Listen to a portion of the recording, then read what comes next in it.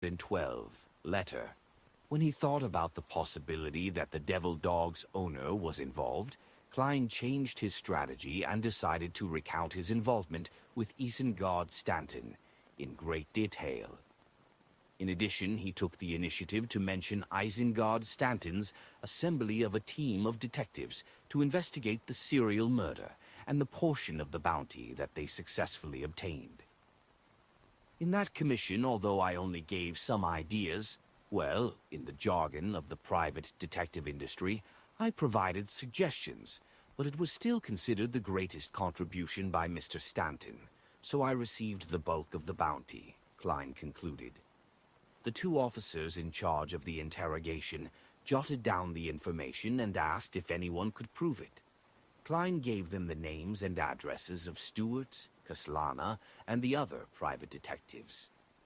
"Very good, Mr. Moriarty. Your answer is detailed enough." A police officer stopped writing and asked, "How long did you spend in Isengard Stanton's home today? I mean, from the time you entered to the time we found you." Klein thought for a moment and, without consulting lawyer Jurgen, directly replied, "About 2 to 3 minutes." What he said was based on what he truly felt. Another police officer raised his eyebrows and said, "Many residents nearby were able to confirm that you entered Isengard Stanton's house around 2:10 p.m. We arrived at the scene at 2:28 p.m., which is to say you were in the house for about 18 minutes, not 2 or 3 minutes. What exactly were you doing during this lengthy period of time? Why didn't you leave and call the police?" 18 minutes passed. Klein frowned suddenly. He felt that the stalemate he had with the existence which silently watched him lasted for slightly more than a minute. How did it take a full 18 minutes? Was it the strange feeling of being watched that confused my grasp of time, or was it something else? Is it the beyonder powers of the other party? If it really was the owner of the Devil Dog, he would at least be at Sequence 6 with a high probability of being Sequence 5. While Klein pondered, Jurgen leaned forward, ready to accuse the police of being posing leading questions. That was not a very good reason, but he simply wanted to use this method to interrupt the pace of the interrogation and delay the unfavorable question for his client. At this moment, Klein raised his hand to rub his forehead. What I just said was the truth. Based on what I felt, only 2 or 3 minutes had passed after I entered Detective Isengard Stanton's house. Upon saying that, he emphasized, "Yes, based on what I felt." The two officers exchanged looks before writing the statement down. After a moment of silence, the officer who had asked the question said, "During those 18 minutes, a servant who came back from outside the house rang the doorbell, but no one answered. So he looked in through the oriel window and saw the floor full of corpses, and that you were standing in the doorway of the activity room. He was terrified, running to the police station like a madman, and many passers-by and some residents had confirmed that." Klein ignored the look in lawyer Jurgen's eyes and shook his head. "I didn't hear the doorbell." The two officers exchanged looks again, but they made no comment. All they did was jot down what was said. They asked questions about other details, and Klein, who had done nothing and was free from guilt, answered every question truthfully. At the end, he couldn't help but ask, "Did you find Detective Isengard Stanton? It didn't seem like the activity room had a corpse. He's likely to be still alive, right?" A police officer used a pen to tap on the table and said, "That's one of the things we're wondering about. Only the activity room in the house had signs of fighting, and the windows were closed, and they hadn't been opened for days. As you know, it's very normal to do so during Backlund's autumn and winter seasons. The attacker and Mr. Isengard Stanton left the room in a strange way, and we found no trace of him anywhere else, in the house or in the neighborhood, not even blood." Without waiting for Klein to speak, He questioned before answering his own question. You definitely wish to mention the activity room's door and the door to the house, but many people have confirmed that there was no pursuit nearby, nor was there anyone taken hostage or a corpse being moved away. Maybe it really happened in the middle of the night. Maybe they were able to go through walls. Klein silently offered other possibilities in his mind, and he silently prayed. May the goddess bless Detective Isengard Stanton and that he escaped the disaster. The Evernight goddess was the empress of disaster and horror. When the interrogation was over, Klein was remanded in a small room, and the police sent someone to pick up the letter as evidence with lawyer Jurgen at 15 Minsk Street.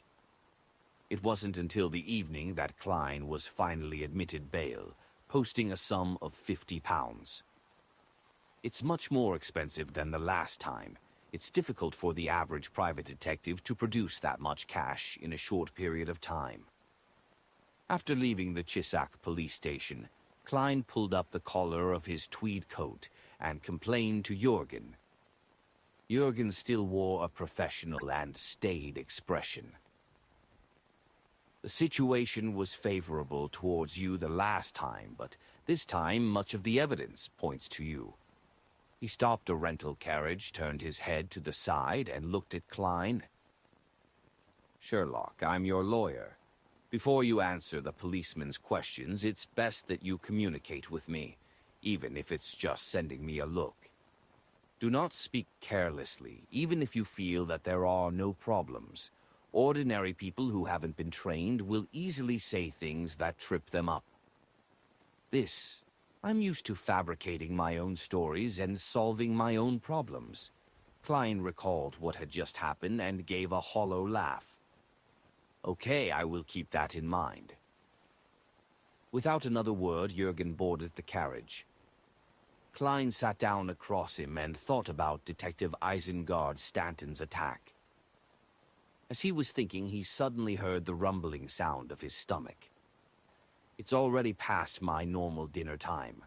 Klein took out his gold pocket watch and opened it. He didn't want to waste any more energy preparing food, so he began to think about which restaurant was worth looking forward to. At that moment, Jurgen raised his eyelids and said, I've asked my grandmother to prepare dinner for 3. How can I impose on you? Klein was startled for a moment before he laughed. Mrs. Doris's cooking skills are always something to look forward to. By the time they got back to Mint Street in Sherwood Borough, the sky was completely dark and the street lamps were even brighter than the indistinct red moon in the sky. After having dinner at the Jurgens' house and having fun with the cat, Klein strolled back to Unit 15 in the cold, damp air. He habitually rummaged through the letterbox and pulled out a copy of the Backlund Evening News that had just arrived. Klein opened the door with the newspaper in hand, and just as he put the cane away, he realized something was wrong. His spiritual intuition as a seer told him that a stranger had entered his house. Was it the police who came to collect the evidence? Klein looked around warily and suddenly saw a letter on the coffee table. There should have only been newspapers sitting there. Klein entered the living room warily in preparation for an attack. He moved closer to the coffee table, and during the entire process, the surroundings were completely silent without the slightest abnormality. Glancing down at the letter, Klein first took out a pair of black gloves and wore them, before opening the letter.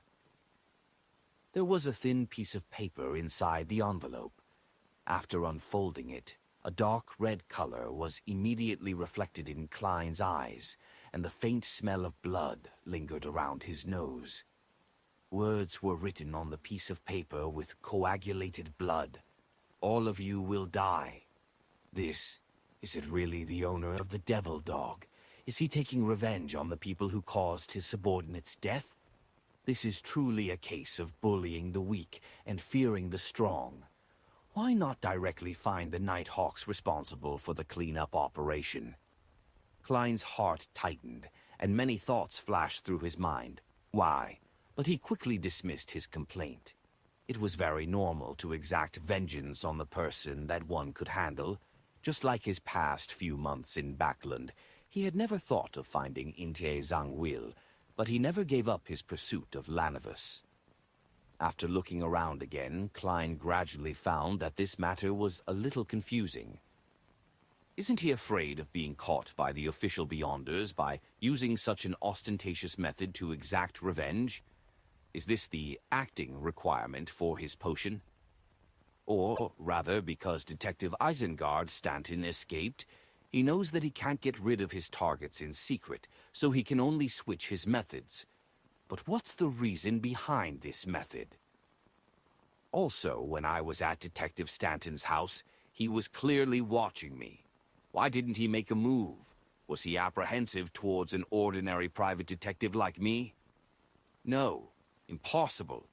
Does he know that I'm a Beyonder? Possible. Due to the side effect of me getting lost due to the Master Key, I had met with the Devil Dog. It saw my body and how I looked like. Although I was disguised, I can't be certain that a devil can see through it. Perhaps, after that incident, it was able to present the scene to its owner in some way. However, at that time, I couldn't even defeat the Devil Dog, so I could only run away pathetically. What is there to be afraid of? Unless he's worried about something else, such as the injured Isengard Stanton who might be hiding nearby. Did he write to me very openly, thinking that I, a wild Beyonder, wouldn't dare to seek help from the officials? With his head filled with questions, Klein inspected the house and walked all the way to the second floor. When he opened the bedroom door, another letter came into view. The letter lay quietly on the desk, as though it had been waiting for him for a very long time. Klein opened the letter and saw a line of dark red words that were drawn. "You're next." Next? How arrogant. Klein couldn't help but sigh. At this moment he suddenly had a thought. He raised his head and looked outside the window. Across him were a few two-story houses with their lights on. The glow of the street lamps fell on their outer walls, forming a crisscrossing zone. All of a sudden, the shadows in the areas squirmed and twisted, forming a black shadow in a tailcoat. The shadow raised its right hand, gesturing in the shape of a gun, and pointed it at Klein. Then it retracted its arm and blew at the gun's muzzle. Immediately after, it silently fell back, transforming into countless disconnected shadows. Chapter 413, Visitors, inside the Rice police station, which was in charge of Minsk Street and the surrounding district. Klein shook hands with the officer who escorted him out. This threatening letter must have had something to do with the previous serial murders. The organizer of the detective team, the great detective, Mr. Isengard Stanton, has already been attacked this afternoon. Please take it seriously. The police officer retracted his hand and said, "Don't worry, Mr. Moriarty. We definitely won't ignore your suggestion and immediately report it to the higher-ups." "Thank you so much." Klein put on his hat and walked out the door. After seeing the two threatening letters and the provocation from the suspected Devil Dog's master, Klein didn't hesitate to bring the evidence to the nearest police station to report the case. He secretly hoped that the matter would be transferred to the mandated Punishers or the Machinery Hive Mind team as quickly as possible so that he could be placed under the protection of official Beyonders. Although he no longer had any reason to keep his identity as a detective, being fully capable of giving up his residence at 15 Mint Street and switching to another residence and identity, he suspected that this might have been the purpose of the author of that threatening letter. Using the fear of wild Beyonders being exposed, the perpetrator was forcing him to flee under the cover of the night. Then, during this process, he could seize the opportunity to launch an attack. Actually, it's quite a suitable time to attack me while I was heading over to the police station to report the incident. It's the same as when I was at home. That fellow has other plans. Confused and wary, Klein returned to Minsk Street. As soon as he got out of the carriage, he saw a figure loitering in front of his house with the help of the street lamps amid the drizzle. Klein's heart skipped a beat, but he immediately relaxed as he recognized the visitor. It was Stewart, a slim private detective with a medium build, who adored him. I can't be careless. What if the subsequent sequences of Devil has a power similar to Faceless? Klein gripped his cane tight and slowly approached. Then he gave a probing shout. Detective Stewart abruptly turned his head and nervously said, "Mr. Moriarty, I received a threatening letter. It said, 'All of you will die.'" "You received it as well?" Klein blurted out in surprise while also finding it understandable. Stewart was also one of the detectives that Isengard Stanton had gathered for the investigation of the serial murders. Stewart's eyes widened abruptly. "You received it too?" "Yes." Klein nodded seriously.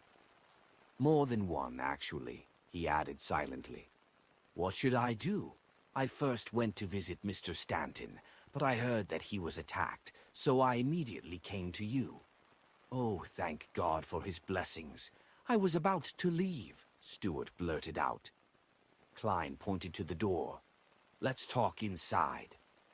After entering the living room, Klein excused himself to the bathroom and hurriedly went above the gray fog to perform 2 divinations. First, it was to confirm that the person was Stewart, and second, if there was any relatively serious danger that night. He received a revelation confirming both. In other words, Stewart wasn't the enemy in disguise, and it would be a night of considerable danger. Of course, that danger might not happen right in front of Klein, but someone might be wiped out in secret. That was the limitation of divination. All he could receive was a revelation of a certain degree, not the entire answer. He was unable to get a precise answer. Furthermore, the limitations in mysticism couldn't be solved by techniques such as exclusion or dichotomy. Returning to the real world, Klein pressed the mechanical button of the toilet bowl, and in the midst of the splashing water, he washed his hands and opened the door. "Stewart, would you like coffee or tea?" Klein asked in a completely composed manner. Stewart stood up and shook his head. "No, we should discuss the problem first. Although I've received many threatening letters in the past, none of them can be compared to what I received today. He must have written them using fresh blood. My intuition tells me that he'll definitely take action, and that he has the ability to do so. By the way, Mr. Stanton was attacked by that same person, wasn't he?" "I think so," Klein said stoically before sitting down.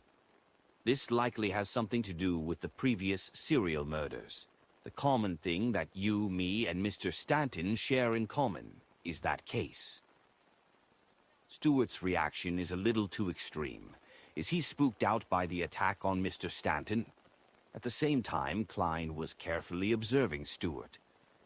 Being infected by his attitude, Stewart calmed down significantly. He sat down again and said while deep in thought, "It seems to be the case." Before he could finish his sentence, tinkling sounds suddenly echoed in the room. Someone had rung the doorbell. Stewart instantly jolted like a frightened bird. Klein frowned as he looked at him before getting up to head for the door. As soon as he touched the handle, the scene outside appeared in his mind. The visitors were Detective Kaslana in her gray tweed coat, her red-haired assistant, Lydia, and several other men who looked familiar. They're all the private detectives who Mr. Stanton had assembled. As expected, as Klein recalled, he recognized the visitors. He pulled open the door and took 2 steps back. With bushy eyebrows and slightly drooping cheeks, Kaslana looked at Klein and Stewart, who was behind him. Without exchanging pleasantries, she bluntly said, "We've all received the same threatening letter, so I believe you guys did too, right?" "Yes," Klein replied solemnly. Kaslana didn't shy away from exhaling a breath of white mist. We were all assembled by Mr. Stanton to participate in the investigation of the serial murders. That's the only thing we have in common. I think so too. Klein pointed inside his house. Let's talk inside. Watching the 6 private detectives enter, Klein quickly analyzed the intentions of the Devil Dog's master. To stir up such a huge commotion, this will soon attract the attention of the official Beyonder organizations. Who knows, there might be a demigod powerhouse guarding this area, so how would he take his revenge? He's just being provocative, making the military and the Beyonders from the 3 churches send people to protect all these private detectives. With the official Beyonders not daring to be negligent, it will scatter personnel and exhaust them by making them run around. Is all this to take revenge on the main target of the attack from back then? In the process, he might even have a chance to kill some of the official Beyonders. As for the private investigators, he will only take action much later, once their wariness has relaxed. Of course, if probes such as this give an opening, then he definitely wouldn't let it go. To devils who can sense danger ahead of time, this is a method that plays on their strengths. However, the 3 churches, together with the military and the royal family, have many experts and sealed artifacts. They have no lack of demigods or Grade 0 and Grade 1 sealed artifacts. Is the master of the Devil Dog so certain that there are no powers or items that can restrain this strength of his? No, he definitely wouldn't dare. The official powers, especially the Night Hawks, mandated Punishers, and Machinery Hive Mind, have been fighting devils for who knows how many years. In the 4th epoch, even in the more ancient 3rd epoch, there was no lack of similar deeds. The master of the Devil Dog is at most a sequence 5. As long as anything goes wrong, to the point of nothing going wrong, he can be torn apart by a demigod or a terrifying sealed artifact. Why would he still dare to make such attempts? Or it could be said that he's simply toying with the officials and that he wouldn't act, doing it time and time again. Yes, there's another possibility. Using the threatening letter, he's able to get more than half the targets gathered together. Then, using the official Beyonder organizations, counterbalancing of each other, and the procedural and bureaucratic tendencies, create a time delay. The attack on Mr. Isengard Stanton must have been handed over to the Machinery Hive Mind, who is in charge of supernatural affairs in Hillston Borough, but the ones who killed the Devil Dog were mainly comprised of the Nighthawks. The 2 organizations definitely don't communicate in detail too much. Well, it can also be assigned based on Mr. Stanton's faith. Which deity does he believe in? I don't seem to know, nor can I tell. In short, with so many private investigators living in different districts and with different faiths, the division of jurisdiction is a troublesome matter, and joint operations aren't so easy to achieve. At this moment, the ones protecting us should only be 2 or 3 groups of official Beyonders. At the very most, they would be at the level of deacons, and they wouldn't use sealed artifacts which are too powerful or dangerous. Even a demigod high-sequence Beyonder wouldn't direct their gaze over to us that quickly. This would give the Devil Dog's master a chance. Although 3 to 4 groups of official Beyonders can definitely kill 1 or even more than 1 sequence 5, as long as he takes advantage of the situation, there's a good chance that he can successfully escape. Klein was able to deduce 2 or 3 possibilities in just 20 to 30 seconds, and giving each of them a preliminary opinion. Thinking of the divination outcome that indicated that there would be significant danger tonight, Klein thoughtfully nodded his head, closed the door, and entered the living room. He said to the sitting or standing detectives, "Have you called the police?" There are almost half of the people who were assembled back then gathered here. He surveyed the detectives and muttered inwardly. Representing the rest, Castellana replied, "Some have called the police, while others have tried to find Mr. Stanton or familiar friends. Finally, all of us got together and discussed about visiting you, the great detective." Klein gently nodded and deliberately said, "Everyone, don't be too nervous. The person who sent the letter should be trying to get revenge for that serial murder, but he's only one person with at most 1 or 2 companions. As for us, we have a total of 8 detectives, all skilled in combat and shooting, so why should we be afraid of him? Besides, we were not the only ones assembled by Mr. Stanton, and it must be the same for those who received the threatening letters. They just didn't end up meeting you or come to visit me." Upon hearing his words, Kaslana and her assistant, Lydia, revealed doubtful expressions as if they were unsure of something. Another detective took a deep breath. "Mr. Moriarty, perhaps it's as you say, we need not be afraid of him. But he's a sinister snake lurking in the dark. No one knows when he will launch an attack, and no one can guard against it in advance. Furthermore, he might even harm our family members." "Family members? Oh, my wife. No, my little angel." The detectives were instantly overwhelmed by their emotions as they exhibited exaggerated reactions. Standing behind Klein, Stewart was trembling with fear and anger. "No, I don't want that," he murmured, almost losing control of his emotions. Just as Klein and Kaslana attempted to calm them down, Stewart suddenly drew his gun and aimed it at the back of Klein's head. His eyes were glazed over, and his emotions seemed to have completely overwhelmed him. Chapter 414, Desire Apostle. While Stewart was raising his gun to aim, Klein, who had long been on guard, had already detected it. He lunged forward at the same time as Stewart performed his series of actions. Bang! Stewart, who was clearly out of control, pulled the trigger, and the bullet grazed the side of a private detective's face as it hit the wall. Instantly, the other detectives pulled out their revolvers as a result of the stress. It was as if they were looking at the enemy, turning the scene extremely chaotic. Among them, Stewart and a private detective had flushed faces and bulging veins. Their eyes burned with a mixture of fear and anger, as though they had turned into so-called devils. At this moment, Kaslana bellowed, "Stop!" Her voice wasn't loud, but it was filled with awe. It made everyone's body tremble, and they subconsciously complied.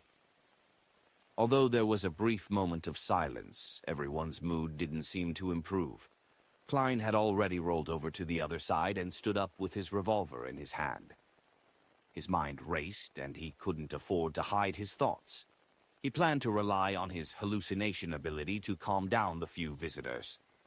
Suddenly, the doorbell rang. Ding dong, ding dong. A few of the private detectives suddenly became alert, and their eyes revealed a hint of lucidity. The tinkling of the doorbell was like a bucket of cold water that poured over their heads. Stewart looked at the revolver in his hand and mumbled in a daze. What was I doing just now? The official Beyonders have made their move. Klein breathed a sigh of relief, approaching the door as he held his revolver. The moment he held the handle, the image of the person outside appeared in his mind. It was a man in a black coat and a hunter's hat. He had gray temples and a thin face, Isengard Stanton. The detective's face was somewhat pale, and his left arm was propped up near the shoulder. He really is all right. Klein was delighted at first, but then he became cautious. He remembered the day when Nimble Right Master Rosago had transformed into a constable to knock at his door. Klein placed his finger on the trigger, pulled the door open, and took 2 steps back. Isengard Stanton smiled and nodded at him. Thank you for your visit this afternoon. Otherwise, I might not have been able to continue playing hide-and-seek with that devil. You saved my life. Could it be that the correct interpretation of a suitable date for visiting Isengard Stanton is that by visiting him this afternoon I was able to help him out of trouble? What about the next few days of suitable dates for visiting? By skirting around the murder scene, I wouldn't be suspected. Klein didn't know whether to laugh or cry. He didn't let his guard down as he made way. What exactly happened? We'll talk later. Isengard suddenly lowered his voice and laughed. Do you wish to discuss the subject of Beyonders in front of Stuart and the others? So here you are mentioning Beyonders to me so naturally? That's right, I was able to remain in a deadlock with the master of the Devil Dog for more than 10 minutes. That serves to prove that I'm no ordinary person. Besides, the suggestion I previously offered pointed straight at a devil-turned animal. Klein quietly stayed behind Isengard Stanton by 2 steps. Upon seeing this great detective, Kaslana and her assistant, Lydia, let out a sigh of relief. Stuart and the other private detectives also showed a look of relief. "Are you all right, Mr. Stanton?" they asked. Isengard slightly moved his left arm and said, "A little injured, but not too badly. Okay, everyone, don't be nervous. This will be over soon. The police are waiting for that bastard in the darkness nearby. Is it because of the serial murders? Have you locked on to the suspect? Will he hurt the innocent?" the private detectives asked frantically. Isengard pressed his right palm down. "Don't worry, I'll tell you in detail in the time to come. But before that, I need to find out a few things from Sherlock and Kaslana. We'll head to the activity room for a few minutes." His accumulated prestige made the detectives sit down without rebutting. Although they were still worried, they no longer had the problem of fretting or suddenly losing control of their emotions. After entering the activity room and closing the wooden door, Klein took a look at the enclosed room and suddenly thought of something. This kind of environment is very suitable for using items like the biological poison bottle. Ahem. Klein cleared his throat, walked across the room, and opened the window. He still didn't relax his wariness against Isengard Stanton, nor did he believe that Kaslana was absolutely trustworthy. Isengard looked around, directly taking Klein's reclining chair before chuckling. "Being old, I still like to sit like this." Sitting on a single sofa, Klein asked again, "Mr. Stanton, what exactly happened?" Isengard looked at Kaslana, who was standing behind a coffee table, and said, "We're all Beyonders, so I won't explain stuff pertaining to general knowledge." "Beyonders?" Kaslana first looked at Klein, then at Isengard, slightly surprised, but not all that shocked. "So it turns out that you're also a Beyonder. Why were you stumped by a weak ghost back then and unable to even discover the problem?" "Yes. Perhaps she's from a sequence that isn't good at dealing with shadows or wraiths." Klein responded to her gaze. Isengard smiled and said, "I once went to the Lenberg for 4 years of studies, where I came into contact with the Beyonder world and became a believer of the god of knowledge and wisdom. After returning to Buckland, I gradually established a good relationship with the military, the Church of the Evernight Goddess, and the Church of the God of Steam and Machinery. But I didn't dare to reveal my true identity, because the mandated punishers would definitely eliminate me as a cult's heretic. On this matter, the other official organizations wouldn't help me directly, because that would be equivalent to starting a war with the Church of the Lord of the Storms, as expected of the Tyrant's Church." "Tyrant?" Klein asked in passing. Isengard took out his pipe, but only sniffed the tobacco. "This is what our church internally calls the Lord of the Storms. All right, let me first return to what happened today. The person who attacked me and delivered threatening letters to you is the master of the serial murderer from before. You should know that the murderer is a black dog of the devil sequence, especially Sherlock. You were the first to point out that the devil might be an animal." Klein smiled, neither denying nor admitting it. Kaslana also just clasped her hands together, not saying a word. Isengard shook his head and laughed. Don't worry, I'm not an enforcer, but as a believer of the God of knowledge and wisdom, I can't preach in Backlund or officially establish an organization. I can only rely on you and others like you for help.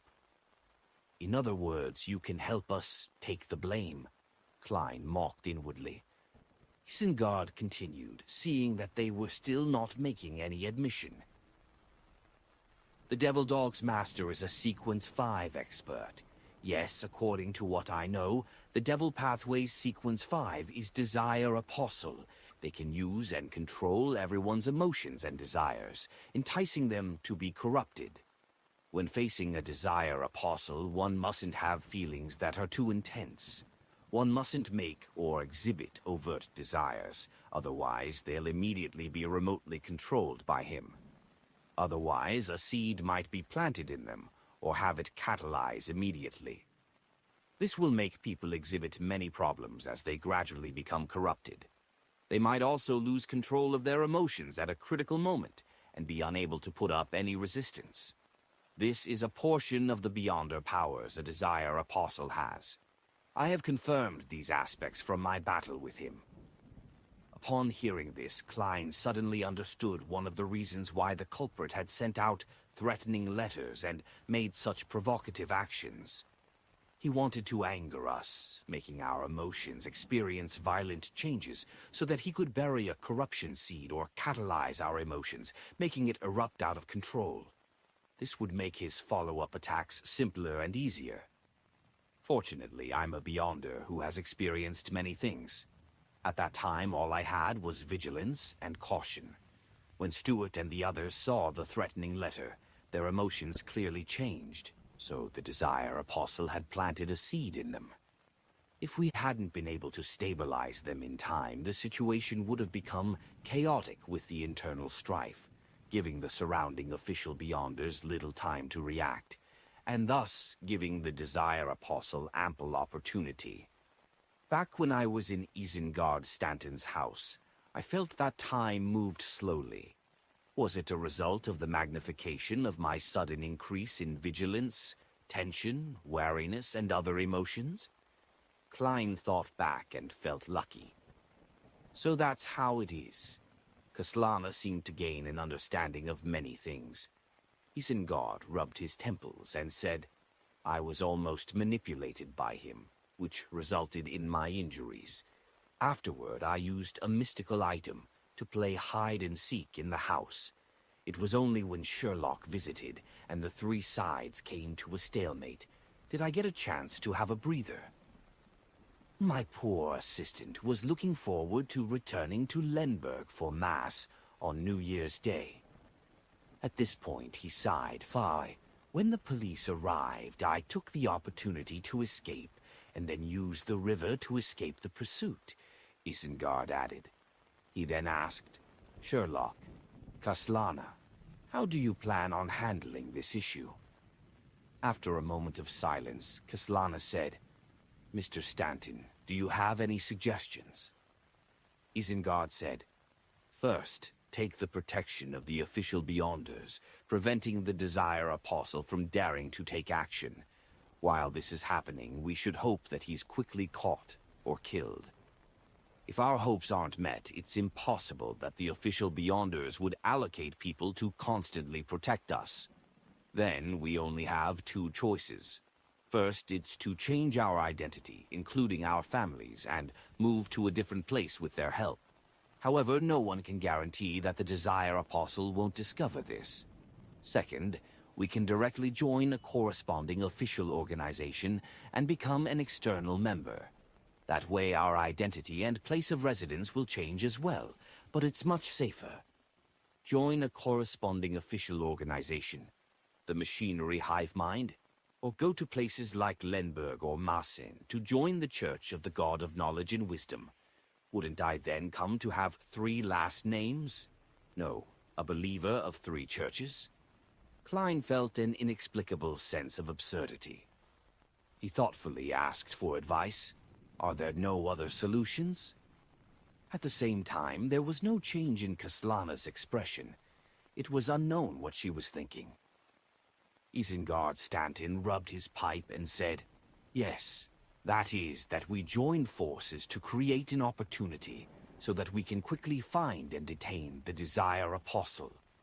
Of course, the perfect outcome would be us killing him directly." Chapter 415. The Ring. Klein didn't have too big of a response in regards to Isengard Stanton's suggestion.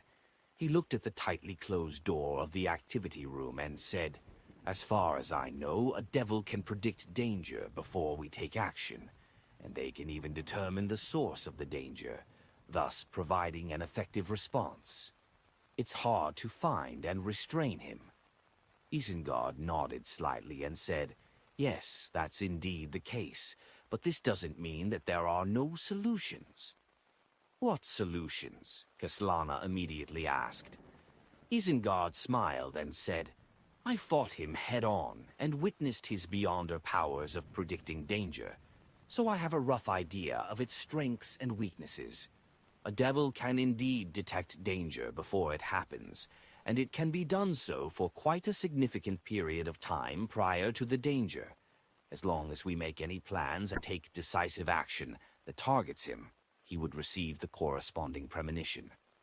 Of course, it has to be something that can really harm him."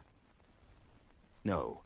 The truth is that the strengths and weaknesses of different types of devils are different. Some of them might only be capable of detecting danger 10 to 20 minutes in advance," Klein silently retorted, but he didn't say it out loud.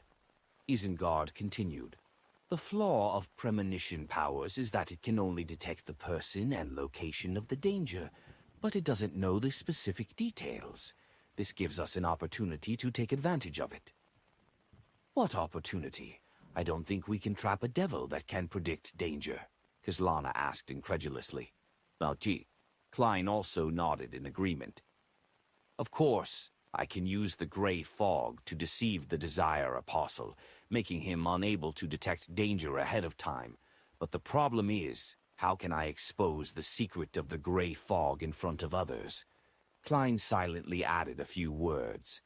Isengard chuckled. "Sigh, it's true that it won't work normally, but the Beyonder world is full of incredible things. I'm a Sequence 7 knowledge keeper of the Reader Pathway, also known as Detective. By honestly telling you this, it's a way of showing my sincerity in cooperating. In this situation, I think honesty is more important than anything else." "Only Sequence 7? How could a Sequence 7 escape from a Desire Apostle?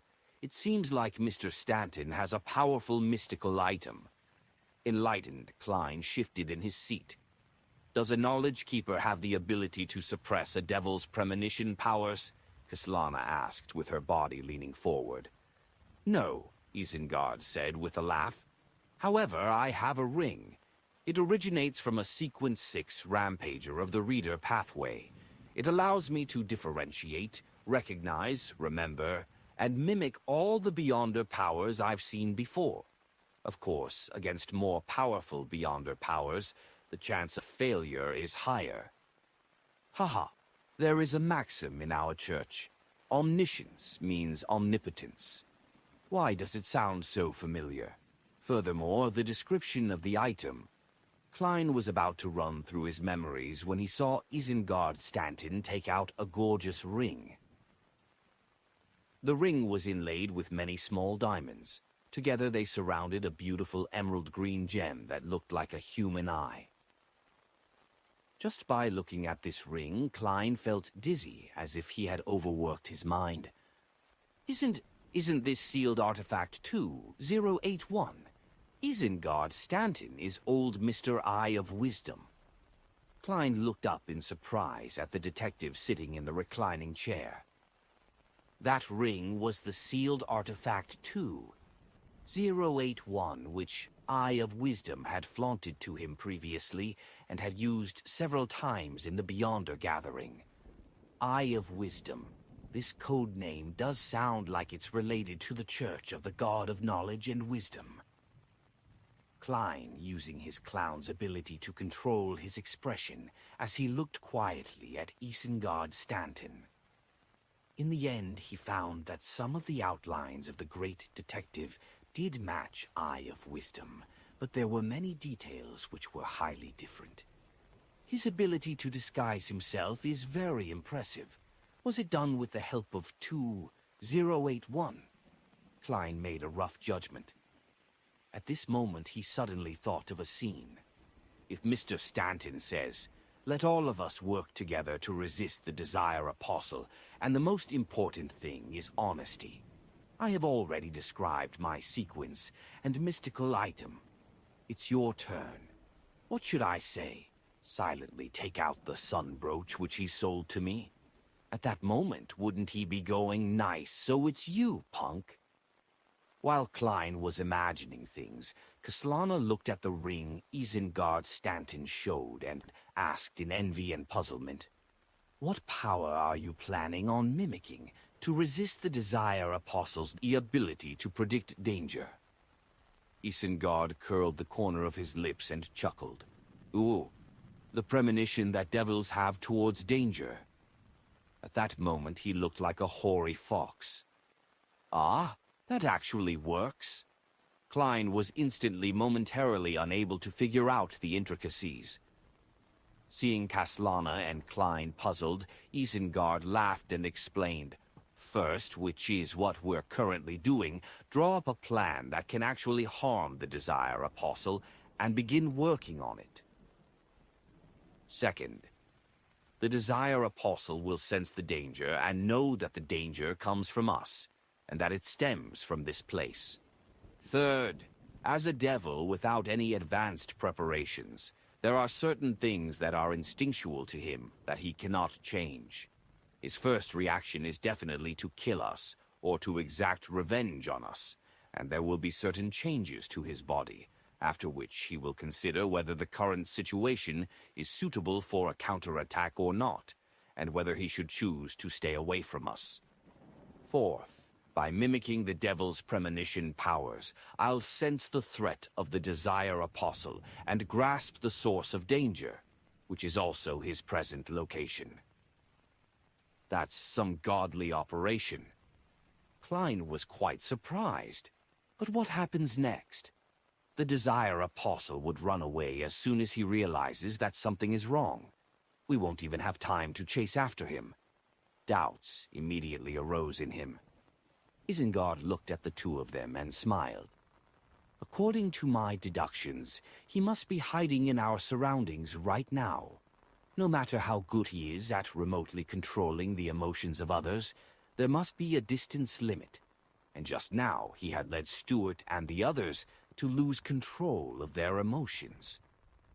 After I escaped his pursuit, the reason why it took me so long to appear here was because I was discussing a plan with the Nighthawks, Machinery Hive Mind, and the military. They will each send 2 to 3 squads who are in charge of monitoring the nearby districts. These districts all have their code names. This will all be within the Desire Apostle's expectations. Even if he senses the danger, he will only treat it as normal. As soon as I confirm his location, I will inform the official Beyonders, and they will rapidly seal off the corresponding areas and close in on him. But herein lies the problem. How are we to inform the official Beyonders? If we're unable to accomplish this within seconds, the Desire Apostle will escape. Of course, he might have fled when what he just did had failed, Klein said in thought. If that's the case, we would be out of solutions as well. There's no plan that's absolutely perfect. We can only wait for a particular sealed artifact's activation process to complete. When the time comes, the Desire Apostle might have already left Backlund, but he might return at any time, Isengard explained. He then took out a golden palm-sized item. It looked like a miniature telegraph, but it also had a trumpet on it. This is a sealed artifact. It can allow my voice to sound out simultaneously, up to a range of 5 kilometers. Isengard smiled as he introduced it. Its negative effect is that once it's activated, all sounds within 5 kilometers will be transmitted to the user's ears for an extended period of time. Of course, I can mimic a Beyonder power to mitigate this effect." After listening carefully, Kaslana frowned slightly. "Since there are official Beyonders involved, there doesn't seem to be any need for our cooperation."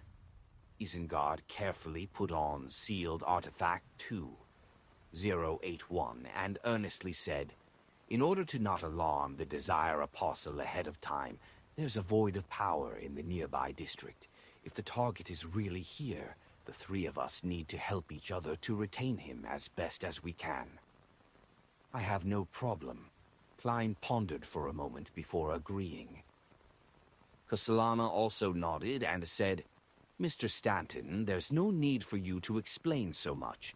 After all, we'll cooperate for our own sake." "Haha, an explanation is part of the plan, and an agreement means that the operation is about to begin." Isengard half closed his eyes. The emerald green gem on the ring of his right hand began to glow with a dark blue light. Suddenly, Isengard Stanton stood up, pointing upwards with a grim expression. "He's right here, upstairs."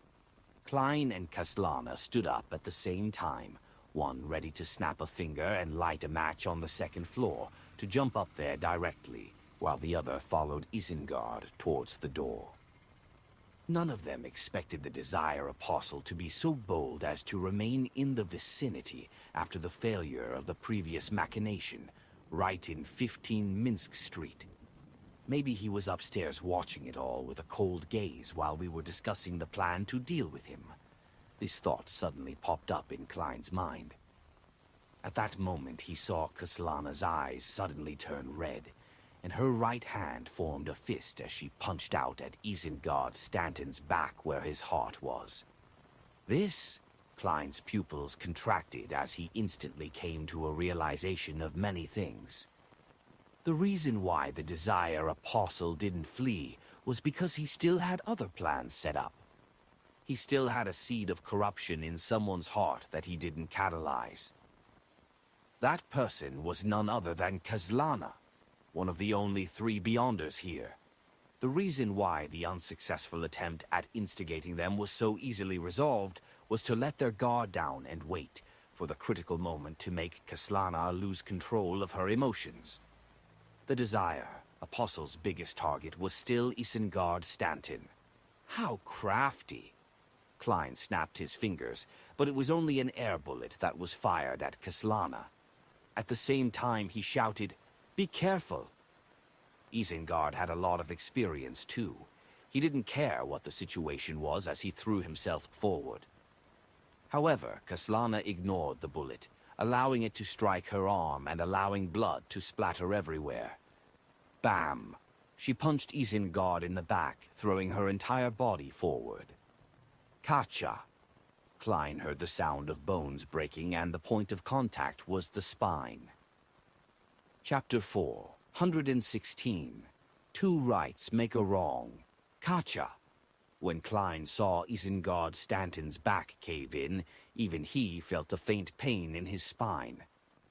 Isengard fell to the ground with a thud, seemingly instantly losing consciousness from the pain. Kaslana, on the other hand, stood in her original spot, gasping for breath with a blank look in her eyes. Her forehead was covered in cold sweat, and there was no follow-up attack. It was as if she had just awoken from a long nightmare caused by her emotions.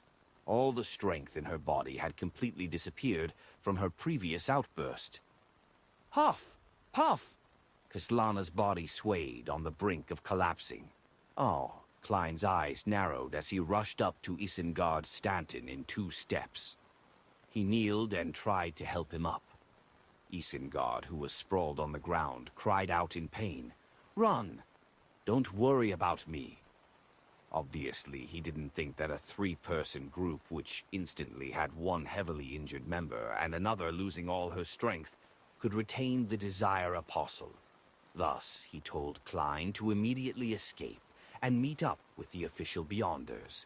Otherwise, all 3 of them would die there and then. At the same time, Isengard raised his right hand with difficulty, attempting to use some of his Beyonder powers so as to attract the attention of the official Beyonders, who were quite a distance away.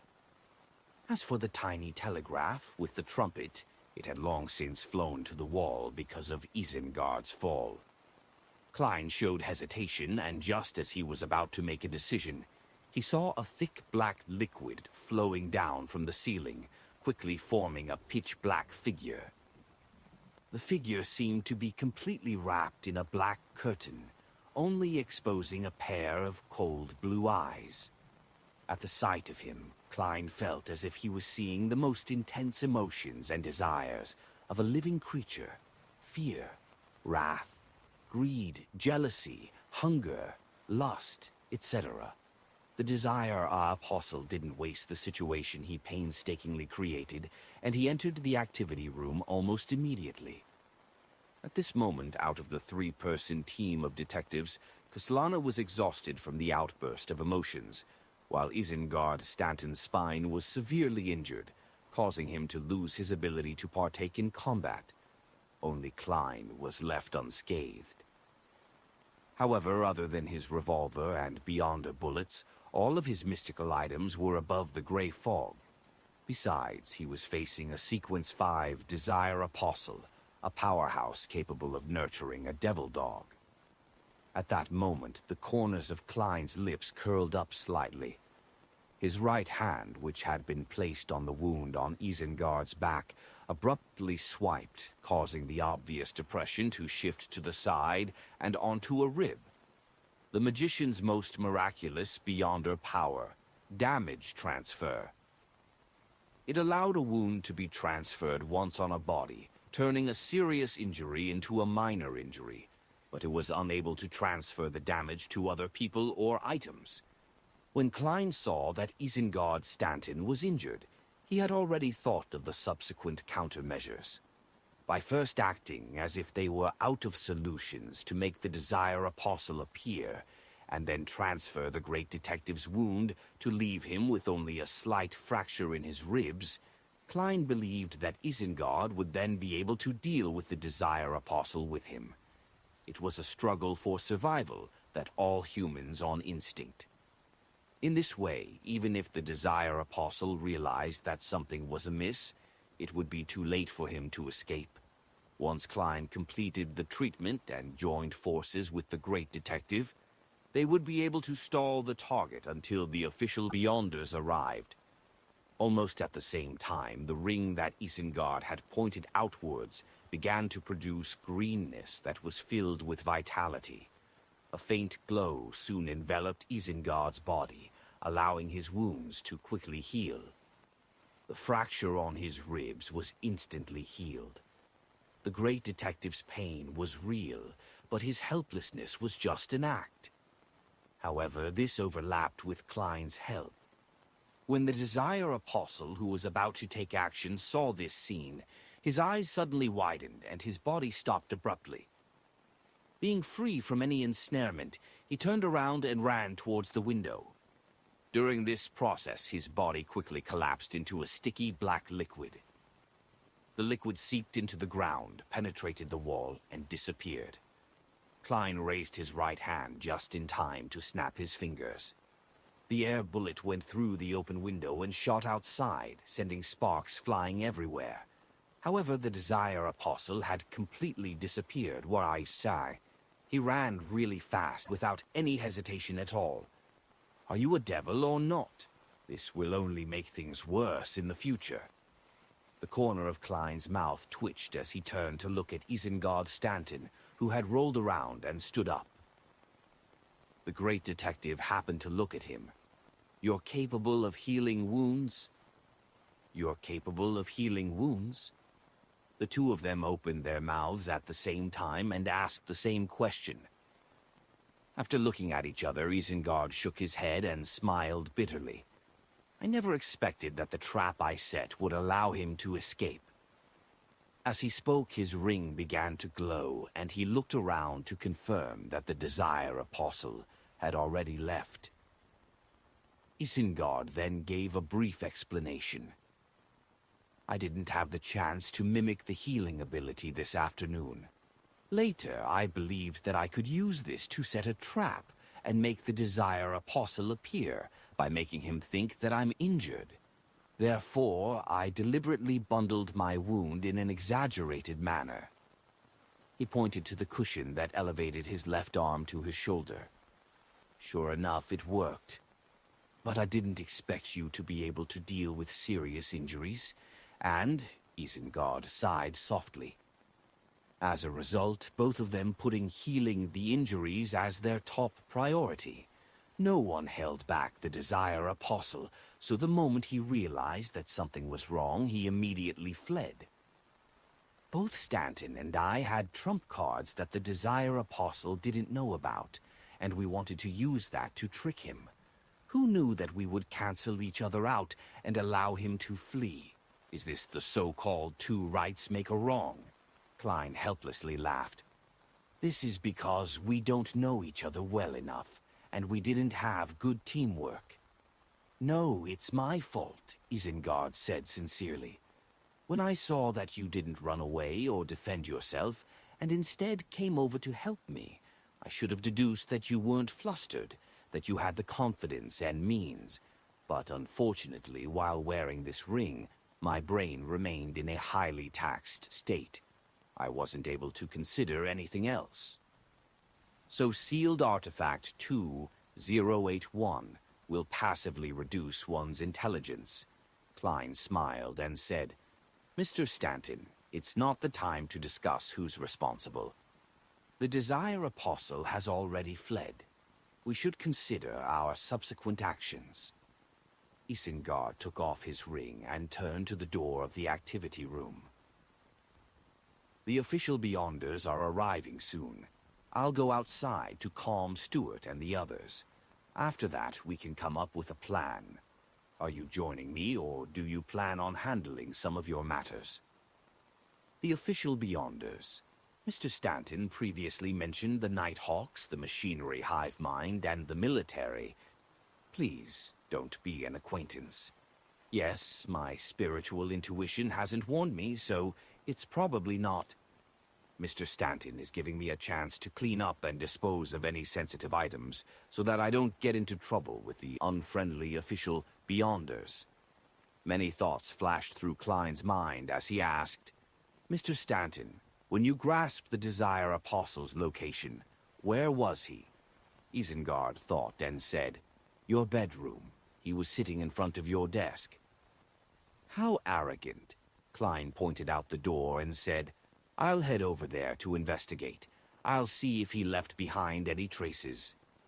If we can figure out what the Desire Apostle truly looks like, it'll definitely make apprehending him much simpler. I'll leave the rest to you. All right. Isengard moved to the side and helped up the weak Kaslana. Seeing this, Klein suddenly found it amusing. Having discussed so much and made preparations to set up a trap, we still failed to retain the Desire Apostle and ended up in this state. There are always more accidents than preparations. That's why Magician is just a Sequence 7. After leaving the room, Klein went straight to the second floor and entered his bedroom. The arrangement inside remained unchanged, and even the distance between the chair and desk was no different from before. However, Klein seemed to see a figure wrapped in a pitch-black liquid. He sat there, looking straight ahead, waiting patiently and calmly for a chance. As expected of a cold-blooded, Klein looked at the glass panes of the oriel window and felt that he could divine if it had reflected something. The Devil Pathway is good at crime, so it wouldn't be so easy for him to leave clues behind. However, I can try going above the gray fog to give it a try. Klein inspected the area and began to burn some of the mysticism notebooks he wrote in passing. Not long after he finished dealing with the items, he saw a few strangers coming up to the second floor. The leader of the group was a man with a stiff face but a head of frizzled, messy, and stubborn brown hair. In his hand was an ancient silver mirror with strange patterns, On both sides of the mirror there were black gems which were decorated as eyes. "Hello, Mr. Moriarty. I am Ikanza Bernard of the Church of the God of Steam and Machinery. Can I inspect this place?" Klein immediately nodded and said, "No problem." He then politely said, "Do you need me to follow you and answer any of the questions you might have?" "All right, sorry for the trouble. Mr. Stanton has mentioned to me about your situation," Ikanzer said with a smile. Several of his team members followed behind him. They treated him differently, some ignoring him, some curious, some filled with hostility. "My situation? How exactly did Mr. Stanton introduce me, and what story did he make up?" As his thoughts raced, Klein followed Ikanzer into the bedroom again, while the rest of the official Beyonders paired up, each responsible for a different zone on the second floor. "This is where the Desire Apostle sat." Ikanzer pointed at the chair in front of the desk.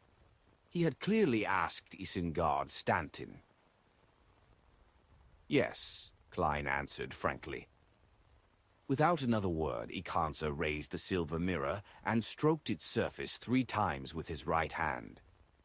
After a short pause, he said in a deep voice, "Honorable Arrows, my question is, what did the devil who was previously sitting here look like?" The lights around them suddenly turned dark, as if enshrouded by mist after a rainstorm. A strange, aqueous glint appeared on the surface of the silver mirror, forming a scene. A man covered in a sticky black liquid sat on a chair with his back to the window while he faced the bed. Immediately after, the scene changed. The mirror in the corner vaguely reflected the dark shadow's side profile, which was similarly covered by the pitch blackness. But he could vaguely make out an outline. The Desire Apostle had very high cheekbones and a pair of cold-looking blue eyes. Chapter 4, 117. Chapter 4, 117. Seeing the scene in the silver mirror, Klein revealed a pensive expression. "This mirror is very powerful, and it even has its own name. It seems to be a living sealed artifact. Such items might not be too harmful, but the difficulty of sealing it is very high. It's seldom used except for special situations. This person named Ikanzer Bernard from the Machinery Hive Mind seems to be highly ranked.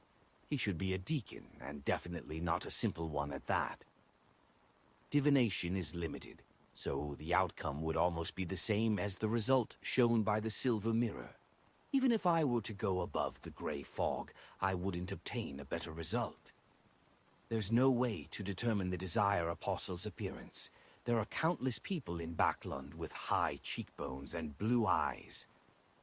As Klein was in the midst of his thoughts, the scene produced by the silver mirror quickly dispersed. Following that, words in blood red appeared. "Based on the principle of reciprocity, it's my turn to ask the question. If you lie or are unable to answer, you will have to accept an arranged mission by me or suffer a penalty." Klein pricked up his brows when he saw that. "Is this some truth or dare mirror? Interesting." The words, which resembled dripping blood, slowly changed into new characters, forming a new sentence. "What is Red Light's true name?" Red Light? One of the leaders of the Great White Brotherhood? One of the 7 pure lights above the spirit world? Klein thought through it carefully and realized he didn't know the answer. He only knew of Yellow Light, Venethan. Ikanzer's throat bobbed up and down as sweat gradually appeared on his forehead. After a brief moment of silence, he said in a deep voice, "Nanides." Wrong. The blood-red words on the mirror changed again. Mission or penalty. There was an obvious struggle on Ikanzer's face. Finally, he breathed out and said, "Penalty." Just as he finished speaking, a streak of silver-white lightning appeared out of nowhere and struck his head. With sizzling sounds, Ikanzer's hair stood on their ends and his body collapsed with a thud. Small amounts of black smoke billowed from his body. However, the mirror didn't fall to the ground with him. Instead, it floated by itself and landed on the desk. After 2 seconds, Econser staggered to his feet and sat there, panting while shaking. Klein looked at everything in silence, unsure of how to react. After a while, Cancer, who had recovered a little, looked at him and said with a forced smile, "You should have heard of sealed artifacts, and know that they come with certain negative effects." "Yes." Klein looked at the standing hair on Econser's head, and suddenly understood why his hairstyle was so frizzled, messy, and stubborn. Klein couldn't help but say, "Actually, you could do the questioning alone. There's no need for you to do it in front of me." "Phew. The requirement of using this mirror is that there must be someone watching by the side." Econser was still trembling. "It's so sentient." Klein took 2 steps forward and came to the table. He carefully looked at the silver mirror out of curiosity and found that, apart from the strange patterns and 2 decorative eyes, there was nothing special about the sealed artifact. Econser, whose side was facing him, trembled as he chuckled. "You can pose questions to him. We don't mind." "No, I don't have any intention to." How could Klein play truth or dare with something like an Ouija board? As he spoke, he tried to touch the edge of the silver mirror. It's ice cold to the touch and has a metallic feeling. As Klein had this thought, he saw the ancient silver mirror tremble slightly. White words quickly appeared on it. "Your loyal and humble servant, Rhodes, at your service." Ah? Klein's mind momentarily went blank. Then he left the table without any change in expression. What's going on? This mirror was still playing truth or dare with others in a very cold and ruthless manner just a moment ago. How did it become like this in the blink of an eye? Klein was amused and puzzled. He quickly made a guess based on the information he had gathered. The silver mirror knows Red Light's true name, so it seems to be related to the spirit world to a certain extent. And the mysterious space above the gray fog seems to be connected to the spirit world as well. At the very least, when I summon myself, I will be able to see what appears to be the spirit world after passing through the door. Is this mirror named Erodes able to sense the aura of the gray fog? While these thoughts were flashing through his mind, Klein saw that Econser had recovered and stood up, once again. He grabbed the ancient silver mirror while the other 2 members in the room also stopped pretending that they hadn't seen anything while they were aimlessly searching the room. After a series of inspections, Klein bade Econser and company farewell and found Isengard Stanton, who had returned to the activity room. "What do we do next?" he asked directly. Isengard replied with a solemn expression. "Let's have Stuart and the others have their families move in together. It will make it easier to protect them. However, this can only be a short-term solution. Aye. You and I, as well as Kaslana, will act normally and receive secret protection. Let's hope the Desire Apostle can be found as soon as possible." "You're a believer of the god of steam and machinery, right?" "Yes," Klein replied as he drew a triangular sacred emblem on his chest. At the same time, he lamented a little. "For the foreseeable future, I can only go above the gray fog while inside the bathroom." In Empress Borough, the opulent villa of Earl Hall. Audrey glanced at the elegantly shaped wall clock and slowly sat down in front of the dressing table, despite her nervousness and excitement. She was heading to the home of her psychology teacher, Escalante, and take the key step of becoming an official member of the Psychology Alchemists. Before doing so, she needed to time herself well before praying to Mr. Fool for his help. "I should be able to see the angel this time, right?" Audrey thought with anticipation. After a few seconds of silence, she clasped her hands together in front of her mouth and nose, and softly chanted the honorific name of the fool. In 15 Mint Street, Klein was standing in the living room, looking at the scene which had finally turned quiet as he sighed. To him, the Desire Apostle only meant danger, but to Stuart and the others, it was a change in their lives. I hope it can be settled as soon as possible. With so many Beyonders, with so many sealed artifacts, there must be something effective against the Devil Pathway. In the midst of his thoughts, Klein suddenly heard a series of illusory pleas. It should be Miss Justice. Having been prepared, he looked around before walking to the bathroom as if nothing had happened. After locking the bathroom door, he couldn't help but sigh inwardly. My life has also changed a little. Before the threat of the Desire Apostle was eliminated, he had to reduce the times he went above the gray fog while being secretly protected by the machinery hive mind. Next week, during the Tarot Club, the itinerary must be simplified. However, no matter how compressed it is, it'll still take nearly 10 minutes.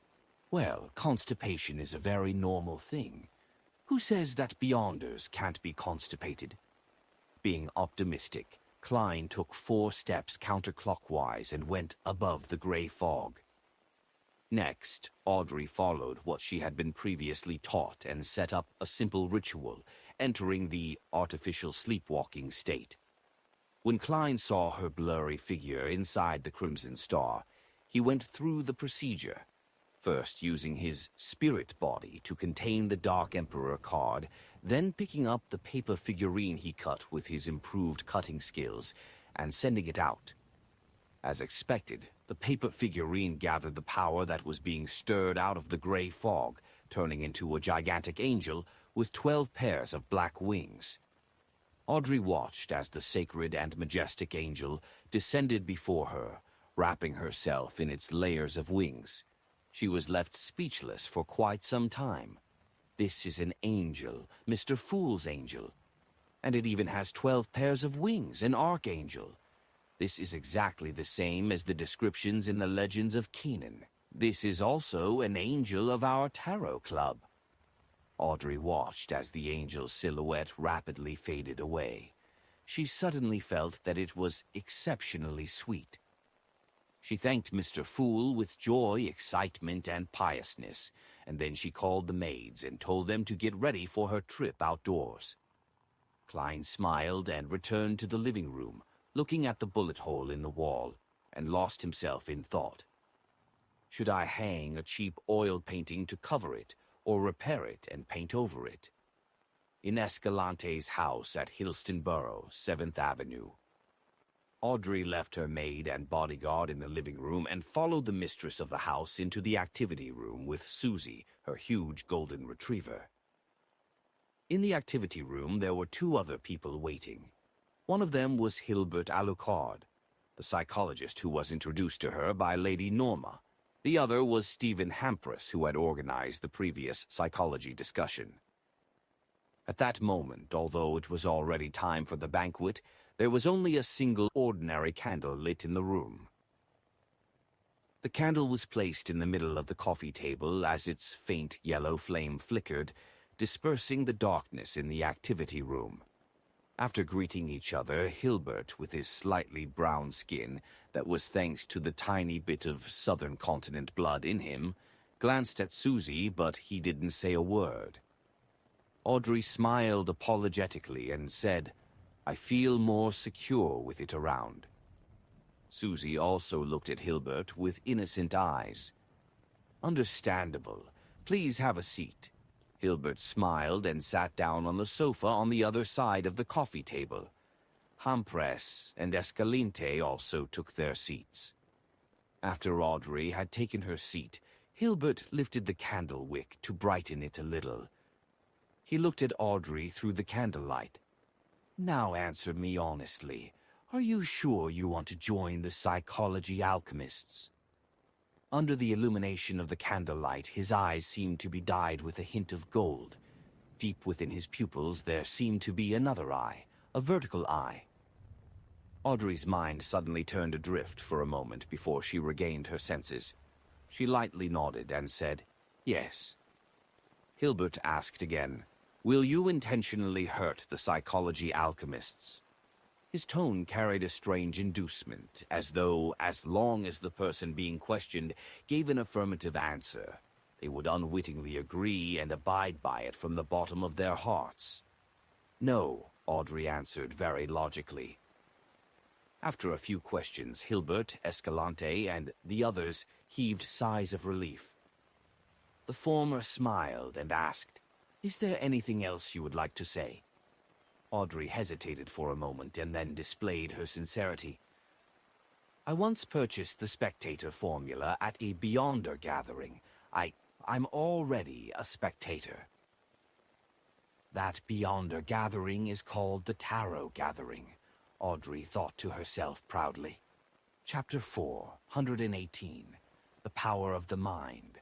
Audrey knew that her mind and psyche were being influenced by some kind of Beyonder power. It was only because of the angel's blessing provided by Mr. Fool that she was able to miraculously be immune to that state. Therefore, she decided to set certain things in motion, using small secrets to stun her counterparts so as to hide the more crucial matters in return for obtaining greater trust. The reason why she was doing this wasn't because she didn't believe in the angel, but because she felt that she could observe her counterparty, just like how they were observing her. Although she had always hidden herself in the dark and pretended to not be considered a Beyonder, performing in a way which would not arouse suspicion, she was still more willing to take the members of the psychology alchemists seriously. After all, they were professionals, and she could only be considered a dabbler in the Beyonder circle. She lacked the experience and wasn't flexible enough. It was very possible that she would expose certain problems from things she had yet to realize. In that case, she might as well take this opportunity to confess and completely dispel some of the doubts of the psychology alchemists' members. She had called the descent of the angel and its envelopment of her with its wings as a blessing. Upon hearing Audrey's reply, both Escalante and Hampres showed a brief look of surprise. For a moment, they even doubted their own powers. As for Hilbert, he curled the corners of his lips into a faint smile, showing no abnormal reaction. He nodded in satisfaction and gently said, "Your honesty is admirable." "Anything else?" Audrey pretended to be in a trance as she shook her head. "There isn't anything else." Hilbert thought for a moment before asking a few more questions. "Which Beyonder gathering did you buy the Spectator formula from? Who did you buy it from? Where did you get the ingredients for concocting the potion?" Audrey's eyes darted around slightly as she showed an expression of recalling. "I have to keep the Beyonder gathering a secret. I was unable to see what the person who sold me the Spectator formula looks like, but from the way he speaks, I could determine that he was a believer of the Lord of Storms." Upon hearing that, Hilbert nodded slightly as though he recalled something. Audrey continued, "My Spectator potion ingredients were mainly found from my family's vault. The rest were exchanged from my few friends." 2 Spectator potions, she added silently. "Most of them were found from her family's vault." Hilbert, Escalante, and Hampres ruminated over the words, momentarily at a loss for words. After a few seconds, Hilbert nodded to Escalante and Hampres, indicating that he found everything all right. After receiving the same reply from the rest, the gold tinge in his eyes faded, and the vertical pupil in his eyes faded rapidly. Hilbert touched the wick of the candle again, causing the flame to flicker. In that instance of alternating light and darkness, Audrey discovered that the strange power that affected her had suddenly disappeared. She controlled her adrift expression and switched to an appearance of doubt and inquiry. "I didn't expect you to already be a Spectator," Hilbert chuckled. "Huh?" Audrey showed her surprise and panic at the right moment. Knowing what kind of emotional reaction to show in the appropriate situation, and knowing in detail what kind of expression and body language to react with was the basic skill of a telepathist. Hilbert smiled and said, "There's no need to be nervous. We don't mind that was the last of our tests. Congratulations, you have passed all the tests. Now, you're an official member of our psychology alchemists." "All right, then." Audrey hesitated. Then she smiled. It felt like a dream. She then stood up, lifted the edges of her skirt, and bowed at Hilbert and the others. She then said with a faint smile, "We are now companions." Escalante and the others immediately stood up and bowed to the beautiful girl of noble status who was so polite to them. After the two sat back down, Hilbert organized his words and said, "Miss Audrey, I'm going to formally explain to you about the situation of the psychology alchemists." "All right," Audrey said with a smile. "Just call me by my name." Hilbert nodded. Leaning back, he crossed his right leg and clasped his hands.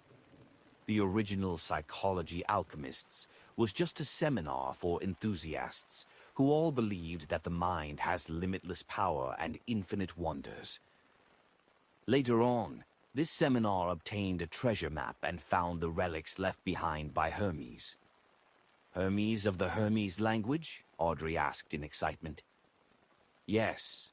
He was one of the earliest masters of mysticism from the human race, and the language of ancient Hermes that he created resonated with the power of nature. He was active during the Dark Second Epoch. Back then, humans were only the servants and slaves of giants," Hilbert said with utmost reverence. He let out a soft sigh. The original members of the psychology alchemists found a lot of things from the ruins. They discovered that Hermes was a mysticism master in the field of the mind. His research target was the dragons that ruled the sky during the Second Epoch. To be precise, the dragons of the mind.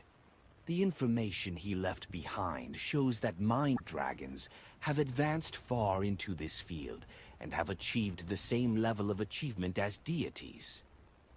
I know, the dragon of imagination. Ankervelt was an ancient god, Audrey thought quite complacently. Hilbert sighed and said, "Those materials laid the foundation and direction for the research of our psychology alchemists.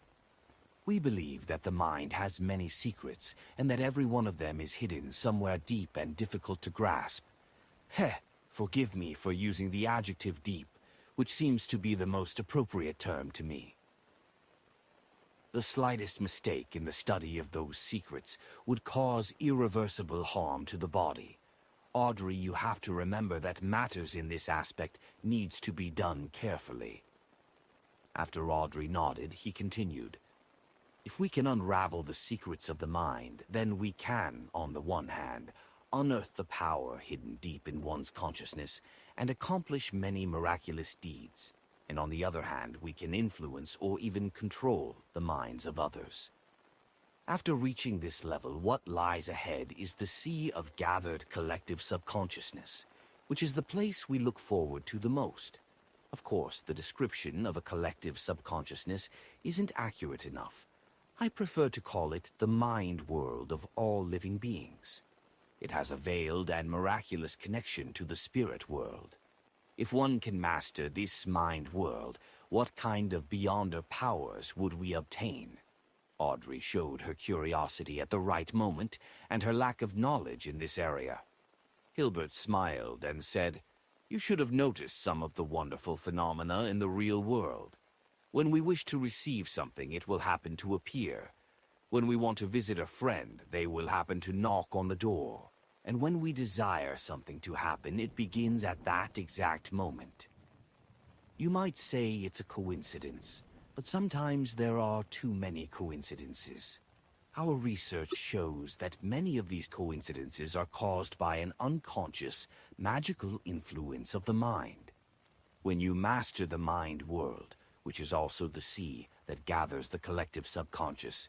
Then you will master coincidences, creating magical phenomena that make chance appearances as an echo of your mind. It will appear as you wish. This is too amazing.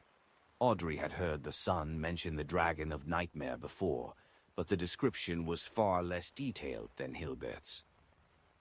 Hilbert chuckled and said, "At our level, it's better not to discuss such a deep and profound question. If we do, we'll easily lose ourselves. I'll continue introducing the psychology alchemists." The discovery of the ruins marked the establishment of the organization. The members at the beginning wanted to maintain a state of pure academic discussion, but they would always need help when encountering matters. Similarly, they lack items and research materials. That's why the psychology alchemists slowly became systematic and transformed into a real secret organization. However, compared to other secret organizations, our structure and relationships are still relatively loose. That's what I like about it, Audrey expressed her opinion. Hilbert explained the main rules and regulations before finally concluding, "When you reach a higher rank, you'll be able to meet the other members. I'll now give you the Sequence 8 Telepathist Potion." They did prepare a Telepathist Potion as expected. Audrey was both glad and proud. After seeing the lustrous potion, she hesitated and said, "I wish to consume it after I get back." She still doesn't trust us, and she wishes to make confirmation. Hilbert read Audrey's thoughts and replied with a smile, "Okay." With your performance, drinking the telepathist potion shouldn't be a problem. Audrey beamed and thanked him before asking a probing question. "Can you give me the potion formula to psychiatrist? I wish to seek out and gather the ingredients ahead of time so that I don't waste any time." When other people join the psychology alchemists, other than hoping to get a formula, don't they hope to apply for the corresponding Beyonder ingredients? Who says it in such a carefree manner and talk about trying to gather them ahead of time? Hilbert, Hampress, and Escalante were speechless for a while, as they looked at the girl who spoke of such things with a normal tone. A few seconds later, Hilbert forced out a smile. "I'll help you make the application. Normally, this would require contribution points, and contribution points come from the missions we assign you, the research contributions you make, and the new information and materials you gather." "Okay, I'll do my best," Audrey said briskly. She remained silent after leaving Escalante's house, but only until she entered her room and sent Annie and the others away did she turn to the huge golden retriever and smile. "Susie, we got your potion Tilde. It's a pity that the rainbow salamander that Alfred found for me couldn't be of use. It can only be exchanged for money." Audrey sighed emotively in her heart. Susie looked at the bottle containing the telepathist potion and wagged her tail cheerfully. Audrey had hung a pair of gold-rimmed glasses around her neck just for laughs. Hillston Barrow, in Isengard Stanton's house. Klein had been invited to breakfast. Apart from him, Kaslana was invited as well. After eating a mouthful of the soft potato pie, Klein praised, "Mr. Stanton, your cooking skills are excellent." Isengard, who had gray hair at his temples, smiled and said, "It's a specialty of Lenberg, and to the Beyonders of the Church of the God of Knowledge and Wisdom, being multi-talented is a common trait. Its sequence 6 is called polymath. It's easy for people to lose control for the corresponding potion. Until now, I still don't have the confidence to make the advancement attempt." Chapter 419. Wishing. Polymath. This sequence sounds strong just from its name. The Reader Pathways Sequence 7 is called Knowledge Keeper or Detective. It's a job that leans towards grasping knowledge and deduction. At most, it would be accompanied by decent combat techniques and the ability to use machinery, so it cannot be considered powerful. But at Sequence 6, there seems to be a sudden qualitative change, especially more so in the field of Beyonder combat. From the looks of it, each Beyonder pathway has its own critical point below the high sequences, but it isn't fixed at a particular sequence. For example, the Seer pathway's critical point is Magician. Klein drank a mouthful of hot coffee and didn't try probing on the secrets to other sequences. Instead, he smiled and said, "Mr. Stanton, you seem to be quite relaxed. You're not nervous or worried at all." Isengard didn't answer immediately. He put down his knife and fork, took out his pipe, and said, "You don't mind, right?" "Actually, I do, but the pollution and smog in Backlund is already so bad that a few more puffs of second-hand smoke won't make it any worse." Klein shook his head and smiled. "This aids in your thinking?" "More accurately, it's a habit that I have after breakfast every day." Done with his pipe, Isengard took a deep drag.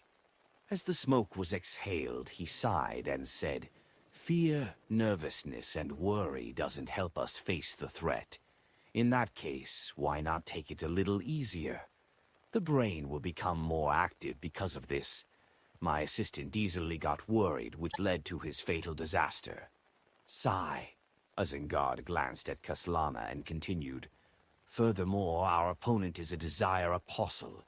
We have to refrain from having intense emotions." Having said that, he chuckled. "Most importantly, we have no other means of locating the desire apostle." "What do we do?" Kaslana put down the last piece of bacon and asked seriously. Isengard took a drag and said in a self-deprecating manner, "When discussing topics like this, I prefer reclining chairs. Apart from being able to sense danger, devils aren't good at divination or premonition. Therefore, if a desire apostle wishes to figure out the main revenge target, he would need to actively investigate and gather information. Otherwise, how would he know which group of private detectives had made considerable contributions to the serial murder? How was he able to precisely pinpoint you and me? In such a process, he definitely would have interacted with many people. Even in a disguise, he's bound to leave some clues. In addition to the rough image given by the machinery hive mind, this will form clues. Similarly, if he wants to attack me, then he has to find out where I live, what are my entry and exit patterns, as well as when I work or rest. He also needs to know if there are powerful official Beyonders protecting me. This requires a considerable observation period and corresponding inquiries, and similarly, this means interacting with others and certain locations. Once there's an interaction, there will be clues. I like the maxim, wherever he steps, whatever he touches, whatever he leaves, even unconsciously, will serve as a silent witness against him. I know that sentence. It was said by Emperor Roselle. Klein smiled. Soon after, he felt a little despondent, because this was the second time he heard someone mention this maxim in this world. The last time it happened was when he was in Tingen. Kaslana, whose cheeks were drooping, sighed. As expected of a great detective, I never thought about such things. I admire your observation and reasoning skills. God responded with a smile. Everyone has their own areas of expertise. If it's just fighting, then I would be defeated by you again and again. Sherlock must have also thought of the things I just said. He also has outstanding observation and reasoning skills, and he's an outstanding detective. Actually, I felt a little ashamed when you were speaking so confidently earlier. Klein squeezed out a smile. No, you're a true detective, and I'm still a long way off. You really are a modest young man. Isengard sighed. Cool. He smiled and said, Next up, we'll proceed by taking these points in mind. You'll have to use your own resources and information channels. Aside from the Tarot Club, A third of my resources and information channels in Backlund are from you, my good old man." Klein forced a smile and replied, "All right."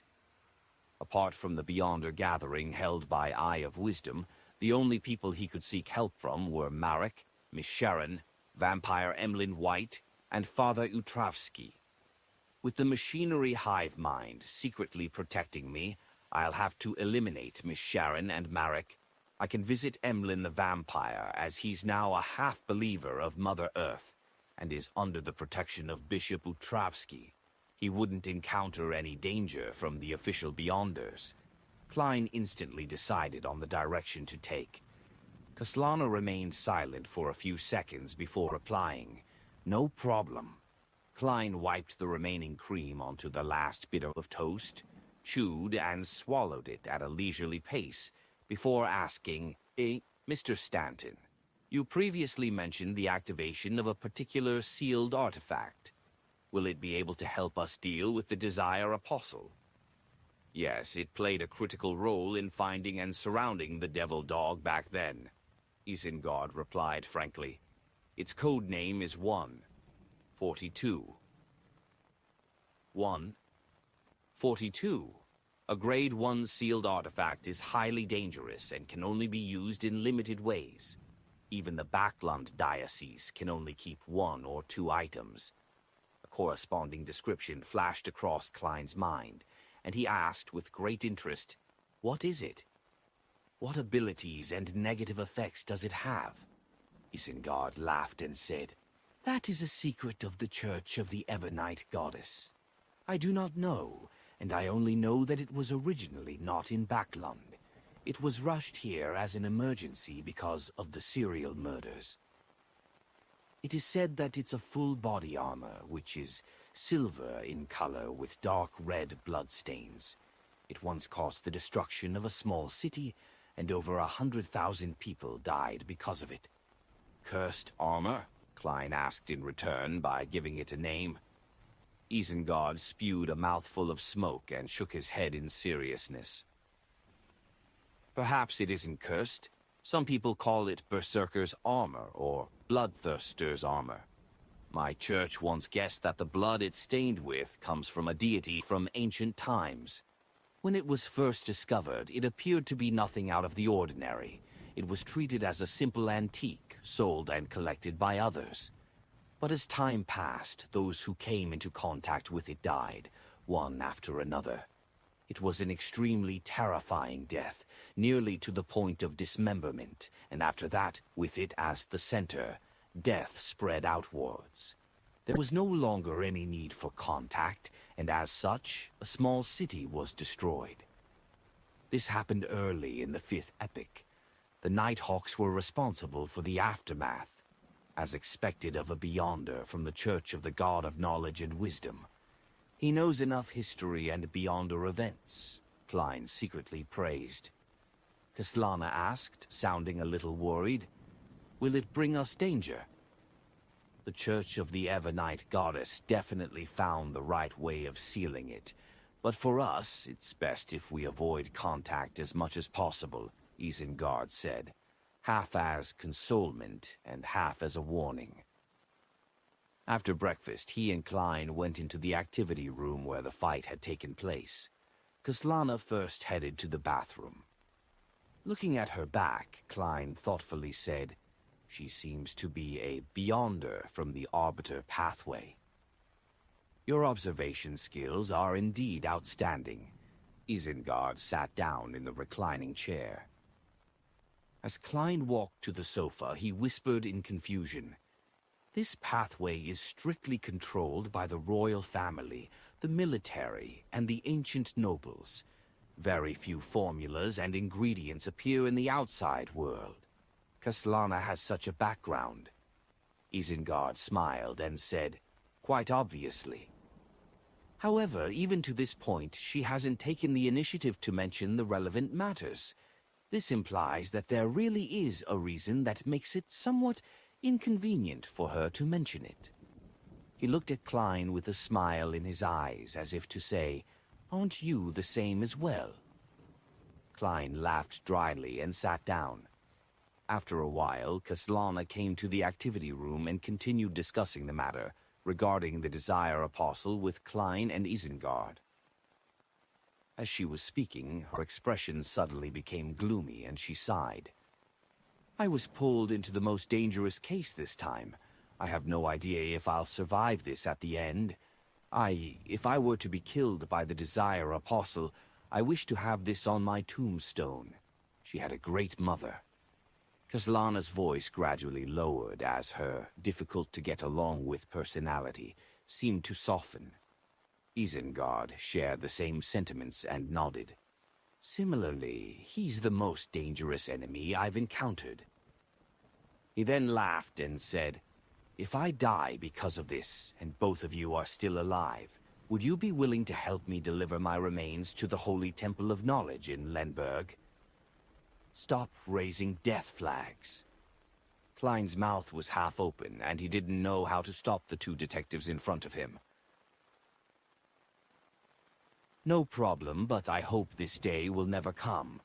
He tried his best to dispel the thought. Isengard glanced at him and asked curiously, Sherlock, what about you?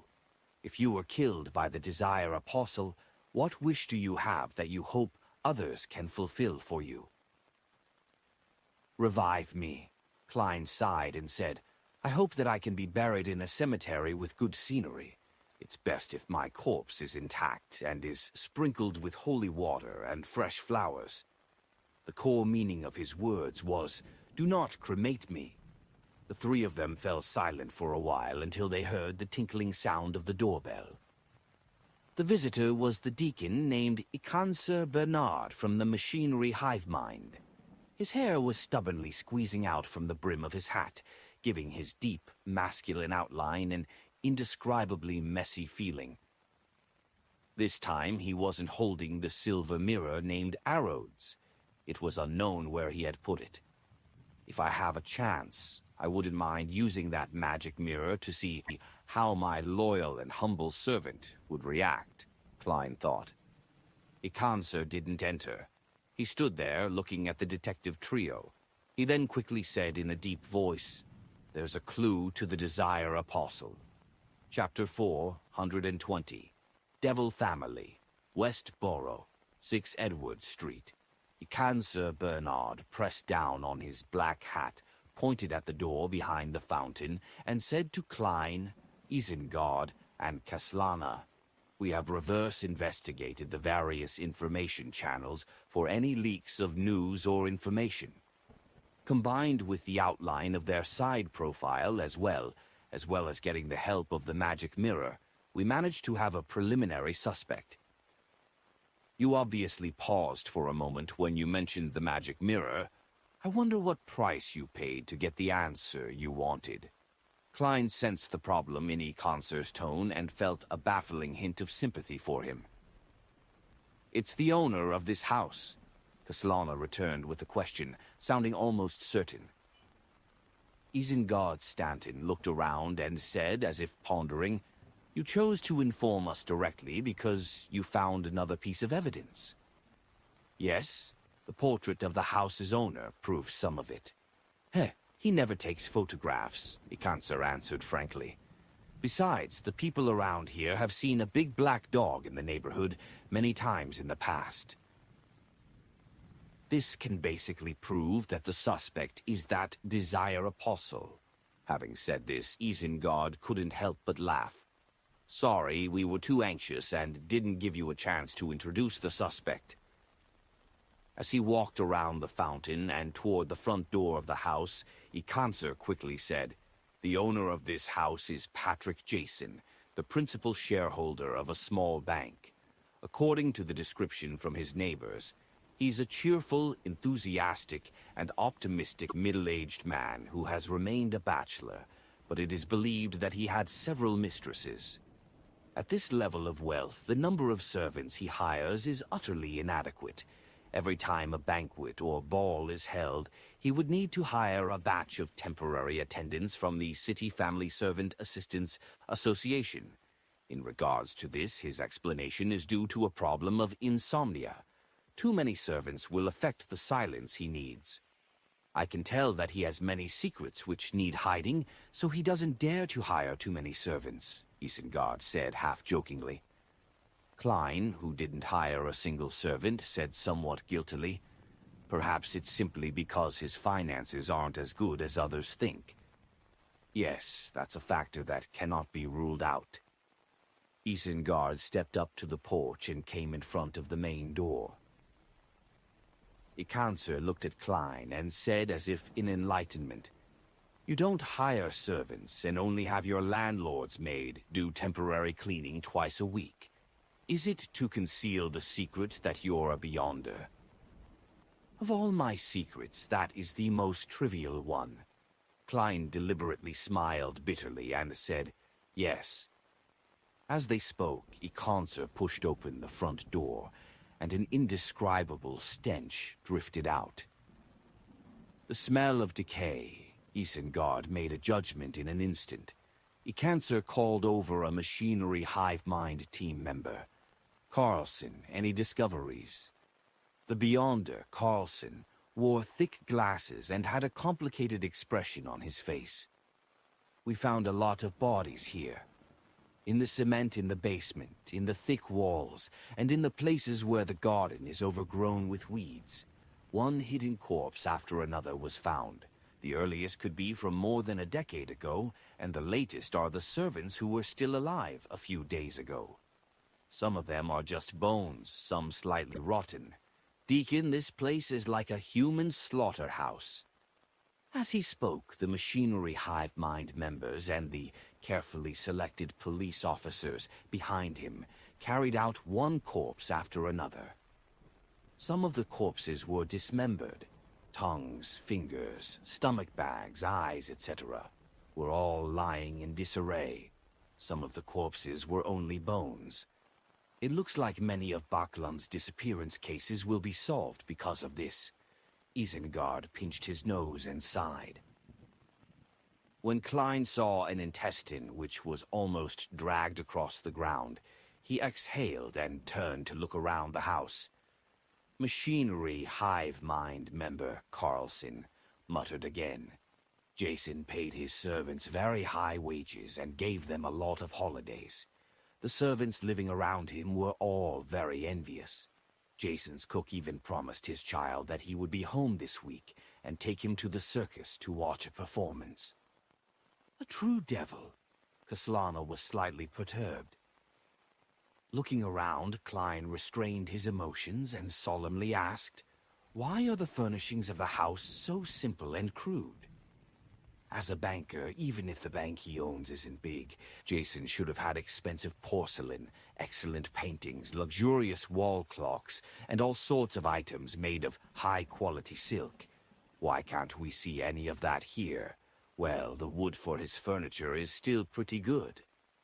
Carlson glanced at Deacon Ikanser, and after receiving an assenting nod, he said, "It's clear that Jason had planned this revenge for a long time.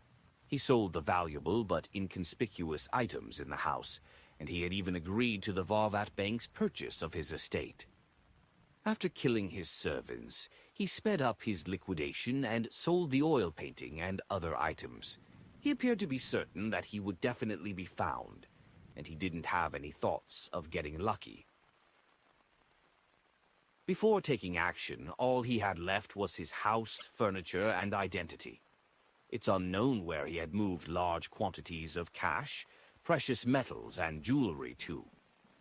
After listening to Carlson's description, Klein suddenly thought of a few adjectives: calm, rational, crazy. "A true devil," Isengard evaluated before sharing his deductions. "He is clear-headed and calm in his actions, but he has a strong, crazy tendency and a spirit of adventure, which is characteristic of the past two deeds. Therefore, we have to be wary of him taking risks." Klein grasped the gist of Detective Stanton's words. "Yes," Isengard gravely nodded. Next, the few detectives searched the house and found a lot of evidence to prove that Patrick Jason was problematic. They also saw the portrait hanging in the activity room. It depicted a middle-aged man with tall cheekbones, blue eyes with a tiny of gray, ordinary facial features, and neatly combed hair. He didn't have any special features. At that moment, Decancer came in and said to Klein and the others, "We found some items in a secret chamber that confirms that Jason Patrick had attempted to summon an even more powerful devil, but for some reason he didn't succeed. And those items have confirmed his identity.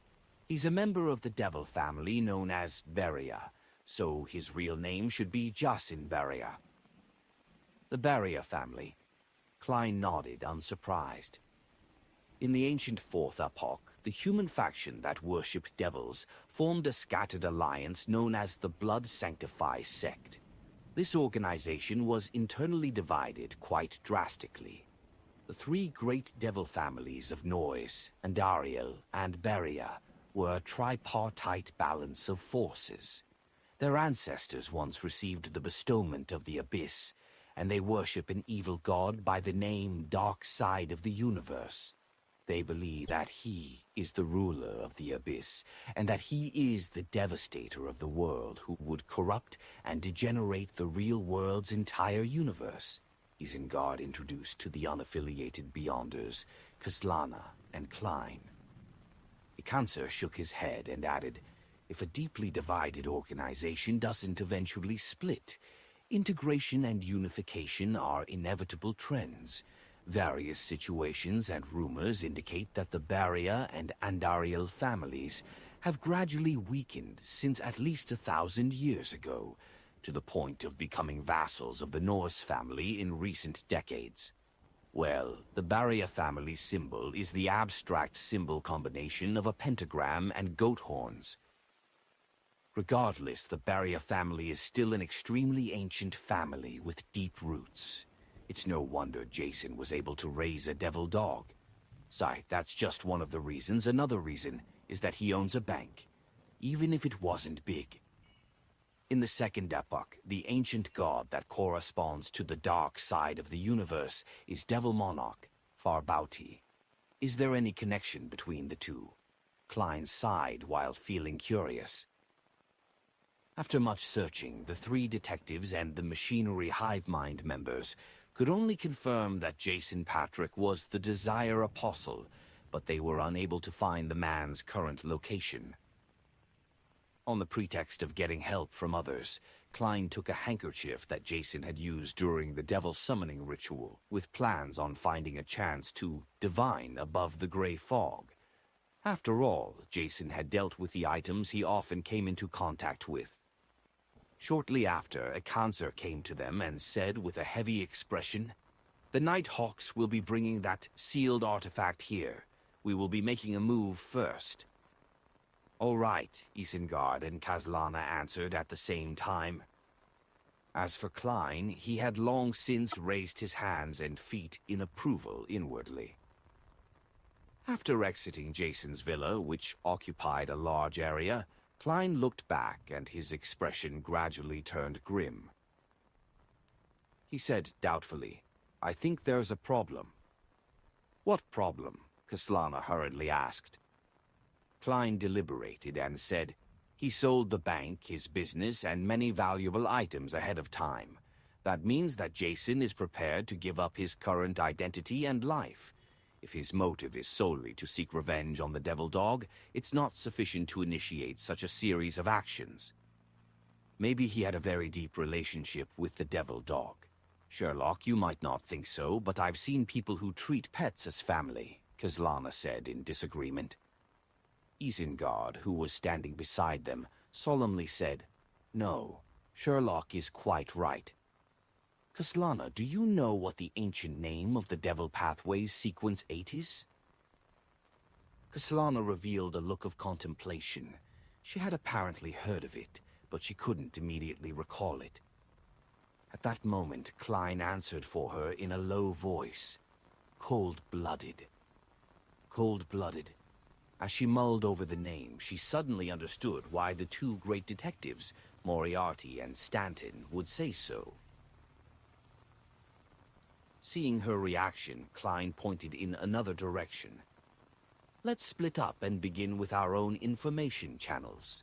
After receiving an affirmative response from Isengard and Kaslana, he left in a hurry. However, he didn't rush south of the bridge to find Emlyn White. He wanted to head to the Chisak police station and retrieve the 50 pounds he posted as bail. He has already been proven to be without problems.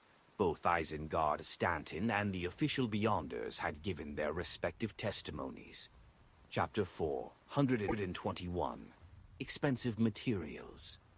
The front door to Jason Patrick's house suddenly burst open, and a group of Nighthawks in black tweed coats jogged inside. They wore vigilant and alert expressions, as though they were facing an extremely terrifying enemy. Tap, tap, tap. A person decked out in full silver armor walked in.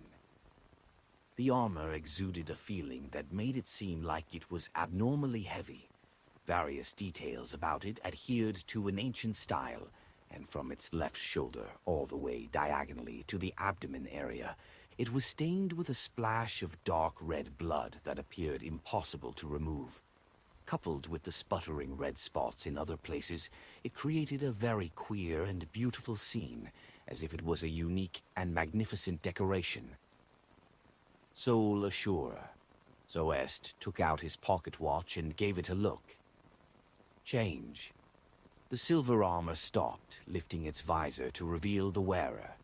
It was a handsome man with black hair and green eyes. Leonard, hot water has been prepared in the master bedroom's bathroom on the 2nd floor. Don't delay any longer. Otherwise, you'll only be able to return to the embrace of the goddess, Soest exhorted him. Yes, Captain Soest. Leonard Mitchell, with the help of the rest of the Nighthawks, removed his heavy blood-stained silver armor. With red gloves on, he didn't say anything, nor did he hesitate as he rushed to the 2nd floor and found the bathtub still billowing with white steam. Leonard quickly stripped off his clothes and lied down in the hot water without even exposing his nose. His skin quickly turned red like a cooked lobster, and strange, scar-like silver lines gradually started to appear on the surface of his skin. Care. Those silver lines were like pure blade beams which constantly spread outwards and fused with the hot water. In less than 10 seconds, the steam disappeared, and a thin layer of transparent ice formed on the surface of the hot water. Only when all the silver lines dispersed did Leonard sit up, panting heavily. He cocked his head slightly as if he was listening to something. Then he said with a lowered voice, "Old man, do you know the origins of 142? An elderly voice rang out in his mind. You are getting more and more impolite. I don't know where that strange armor comes from. Without waiting for Leonard to ask further, he let out a chuckle. But I think I recognize the owner of the blood. Who is it? Leonard asked curiously. The slightly aged voice said in a low, deep voice, an ancient god before the cataclysm. South of the bridge, Rose Street Harvest Church. As soon as Klein stepped into the quiet prayer hall, he saw Father Utrovsky and vampire Emlyn White, one in the front and one in the back, sitting on chairs of different heights. Their hands were placed in front of their mouths and noses, with their fingers clasped together and palms empty. This was the unique prayer position of the Church of Mother Earth. Right now, Emlyn White's expression was gentle and calm, without any trace of the arrogance and vexation which he had before. Klein slightly moved the corner of his mouth as he silently drew a triangular sacred emblem on his chest. He took a seat at random, waited until the prayer was over, and then walked over to Emlyn White. He said with a smile, "You are especially pious today." "What?" Emlyn snapped to his senses as he muttered to himself, while his expression was pale.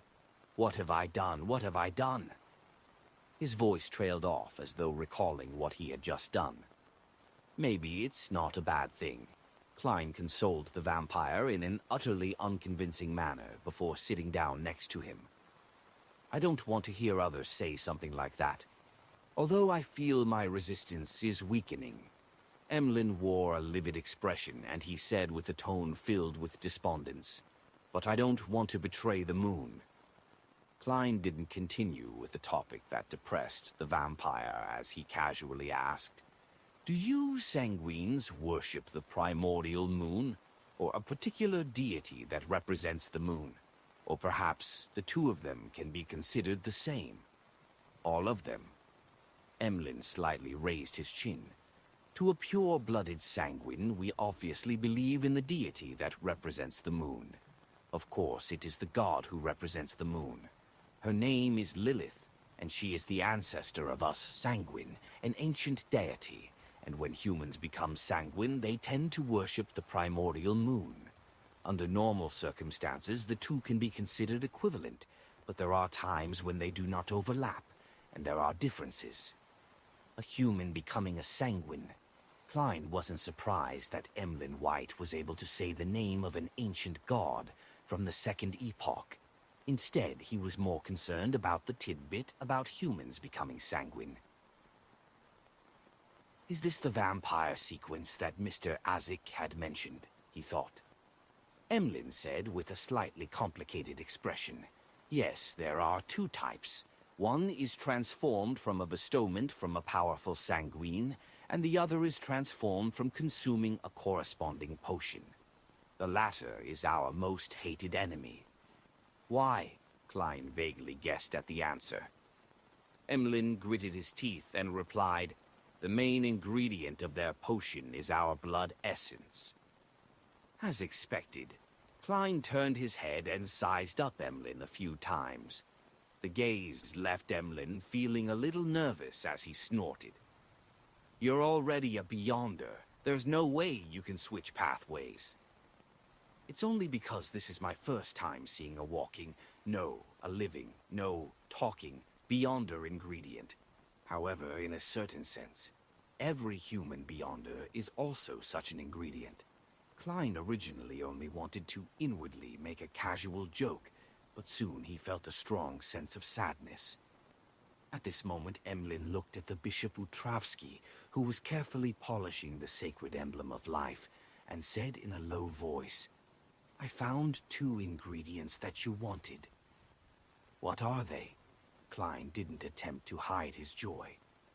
Emlyn responded smoothly, "Thousand-faced hunter's mutated pituitary gland and blood. The asking price is 2,000 pounds for the former, and 300 pounds for 100 milliliters of the latter." 2,300. Klein blurted out, "Can I get a discount?" After receiving his bail money back, he had a total of 2,185 pounds in cash. For a member of the middle class, this was already quite an abundant amount of savings. Perhaps some people might not be able to save that much money in their entire lifetime, but Klein found that it wasn't enough. "No, if it weren't for me, he would have wanted 2,800 pounds. And according to the agreement, you would have paid me an extra 150 pounds for a total of 2,450 pounds, Emlyn said while shaking his head. Looking at Klein's expression, he quickly added, "In this era, dragons are rare. Other than the long-lived sanguine, it is very difficult to find similar Beyonder ingredients elsewhere. Even if they exist, they would be more expensive than ours. I'm still short of 265 pounds. Having saved up so much money with such great difficulty, it will be emptied out at once. Yet, I still don't have enough. I hope Mr. Hanged Man will be able to sell the werewolf Beyonder characteristic as soon as possible. After this, there's still the characteristic of a human-skinned shadow and a deep-sea Naga's hair. It wouldn't be any cheaper. There's no way to confirm Little Sun's side of things, with him needing to conduct himself properly. The amount he owes me is probably best repaid by using the means to remove a rampager's mental corruption in a mystical item. That would be a better form of concealment. Many thoughts instantly flashed through Klein's mind as he felt the light outside the window dim significantly.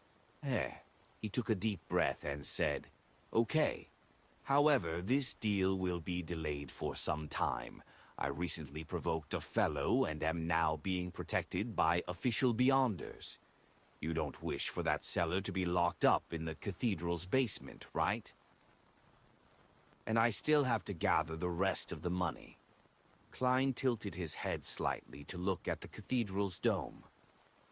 "Official beyonders." Emlyn White jumped up and looked around. Klein glanced at him and said, "Don't worry about it. You're now a priest of the Church of Mother Earth, and you have legal status. Moreover, Bishop Utravsky will protect you." "I'm not." Emlyn's denial was exceptionally weak. He sat down again and suddenly thought of something as he said, "Can the official beyonders resolve the problem of a psychological cue?" "Maybe." Klein almost burst out laughing. "But in that case, you will most likely become a believer of the Evernite goddess, the god of steam and machinery, or the lord of storms. Of course, you can also choose to become a member of the military's special department. They might be able to send you overseas as a spy to seduce some noble woman." "I only like puppets and pure, beautiful girls," Emlyn immediately emphasized. "I can tell that you're a little interested, but only a little." Klein switched gears and asked, "Do you know any members of the Beria family?" "Beria? That crazy family that worships devils?" "No, they are devils themselves," Emlyn blurted out. "Why are you looking for them?" Klein helplessly said, "I've offended one of them, Jason Patrick Beria, due to a serial murder case. Help me find out his recent whereabouts and acquaintances in your circle. If you have any accurate information, I will pay you, depending on the importance of the information." Of course, this could also be claimed from the Nighthawks, the machinery hive mind, and the military, Klein thought with relief. Emlyn nodded thoughtfully. "You actually dared to provoke a real devil. When you have exact information about him, he will know that you will bring him a great deal of harm." "It's all right, I have the protection of the authorities," Klein replied indifferently. After a few seconds of silence, Emlyn said, "Well, I'll try. The payment for information needs to be at least £20. After finalizing this matter, Klein didn't stay any longer, and he walked out of the cathedral. His mind was filled with the question of how he was going to gather the money. Miss Magician's new book is about to be published. She should receive a sizable amount of money for it. There will still be royalties later on. Perhaps I can promote the astrologer potion formula to her. However, she hasn't even gathered all the potion ingredients of Trickmaster. Miss Justice has joined the psychology alchemists, and I have no formulas to sell her. Sell her knowledge? The werewolf beyonder characteristic is worth about £1,300, perhaps even lower. Must I produce a mystical item? Or should I think of a way to get Emlyn White to become a believer of the Fool, receiving tributes at the cost of offering to remove the psychological cue? Right. Jason Beria carried a lot of cash, jewelry, and precious metals. If he can be found, perhaps I might get a share." As his thoughts raced, Klein walked out of the cathedral and saw the dark sky and the thin fog. He sighed and said, "I'm really short on money." Back at Mint Street, Klein walked into the bathroom with a thick stack of newspapers in his hand, as if he was about to fight a protracted war. He wanted to head above the gray fog and use Jason's handkerchief to divine his whereabouts. Chapter 4. 122. The True Jason, inside the bathroom in 15 Mint Street. Klein took out a paper figurine from a concealed pocket, shook it, and transformed it into a body double. He made the body double sit on the toilet with a newspaper in hand as a way to deceive others. Then he hid himself in the shadows, took 4 steps counterclockwise, and went above the gray fog. These series of actions were even more magical than magic. Inside the majestic ancient palace, Klein sat at the very end of the long bronze table, conjuring Jason Barria's handkerchief in front of him. Oh, it was only a projection, but it could also be used for divination as long as the handkerchief didn't leave his body in the real world. The earliest instance was back when he used the projection of the mutated sun's sacred emblem in Tingin City as a divination object. At that time, he still didn't know how to summon himself, and he was unable to bring items with spirituality above the gray fog. Of course, there was still a big difference between using a projection and using the actual object for divination. Therefore, Klein often tried his best to use the actual object. But right now, with him being protected by official Beyonders, it wasn't that convenient to carry out a ritual. If anyone were to find him lighting candles in the day while on the toilet, he would be in deep trouble. If I can really manage to obtain Jason Barria's location via divination, I can always take the risk by summoning myself and bringing the handkerchief up here if the revelation isn't clear enough. With a mumble, Klein produced a goat skin and a fountain pen. He wrote the divination sentence, Jason Barria's current location. Normally speaking, relying on a handkerchief that the target used only during a certain ritual made it impossible to divine the whereabouts of the target since the connection wasn't strong enough and there was too much interference. For example, it was very easy to end up provoking the Abyss Grand Duke, which the ritual was directed at. But for Klein, interferences could be eliminated. The so-called Abyss Grand Duke was at most a high-sequence devil, and not the incarnation of the dark side of the universe. Above the fog, the mysterious space had already handled deities like the eternal blazing sun and the true creator. Even a slightly weaker one was at the level of an angel, Mr. Dorr, and up to this point in time he hadn't suffered any serious mishaps. As for the problem of the connection not being strong enough, Klein, who could only be enhanced to a certain degree by the gray fog, was helpless as well. He could only give it a try and try his luck. Perhaps it would only be after he became a high-sequence Beyonder saint in this domain that he could have the corresponding confidence. In theory, it's possible. After all, when holding a ritual, one's body, heart, and mind were unified the most. It was also the easiest to communicate with the outside world, Klein, who was now barely considered an expert in mysticism, muttered. He held the handkerchief and the goatskin with the divination statement written on it, and he leaned back into his chair. He quickly entered a state of cogitation and constantly chanted, Jason Barria's current location. After chanting it 7 times, Klein fell into a deep sleep and entered the dream world. Within the gray world, countless images flashed and intersected with each other in a rather dispersed manner. Soon the scene became clear and filled Klein's vision, which made him feel as if he had entered a dream. In the dream, the lights were dim and the desk was dark red. A figure was standing in front of the oriel window, looking out at the garden. There was a glass shed in the garden, with roses blooming inside, bright red in the December cold. The figure of a man was projected on the window.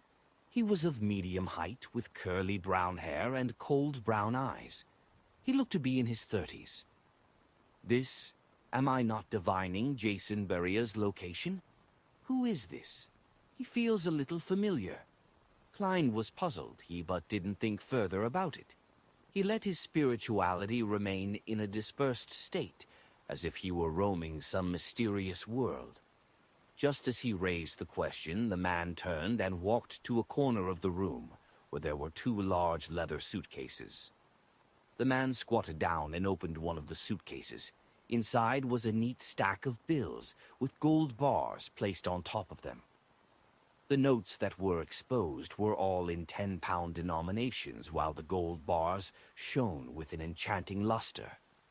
The man pulled something out of a hidden pocket of his suitcase, shook it, and opened it. It was a slightly pale piece of human skin. A complete piece of human skin. The man quickly stripped off his clothes and put on the human skin. In just 10 seconds, he had become Jason Barea, with tall cheekbones, blue eyes with a tint of gray, and neatly combed hair. At this point, the scene suddenly shattered, and Klein opened his eyes. It's no wonder that Jason was willing to take a risk. So it turns out that in the past 10 years, he has always been wearing a human skin and has never shown his true face. As expected of a calm and crazy devil, Klein couldn't help but sigh. Jason had left his portrait in the house, and it didn't garner any suspicion from Isengard and the others, because his neighbors had seen him and knew what he looked like. Even without the portrait, with the powers of the Beyonders of the official organizations, it would have been easy to reconstruct his likeness, and the result would have been even better than a photograph. Therefore, there was no reason for Jason not to have the drive to destroy something like it. This was something very logical. Who would have thought that he would have left a hoax in somewhere that looked to be most natural?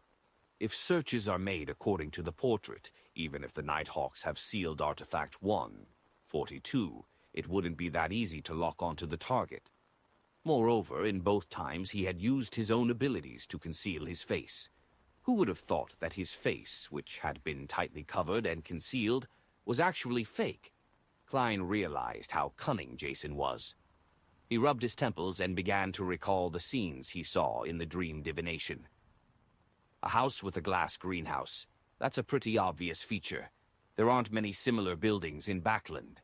But the question is, how do I report it? The moment I tell the machinery hive mind, Jason would definitely sense the danger and start to disguise himself and move away. Directly find the Nighthawk with sealed Artifact 142. What if I encounter someone familiar? I don't want to turn into ashes and be scattered into the Tussock River. Besides, I can't rush to report it.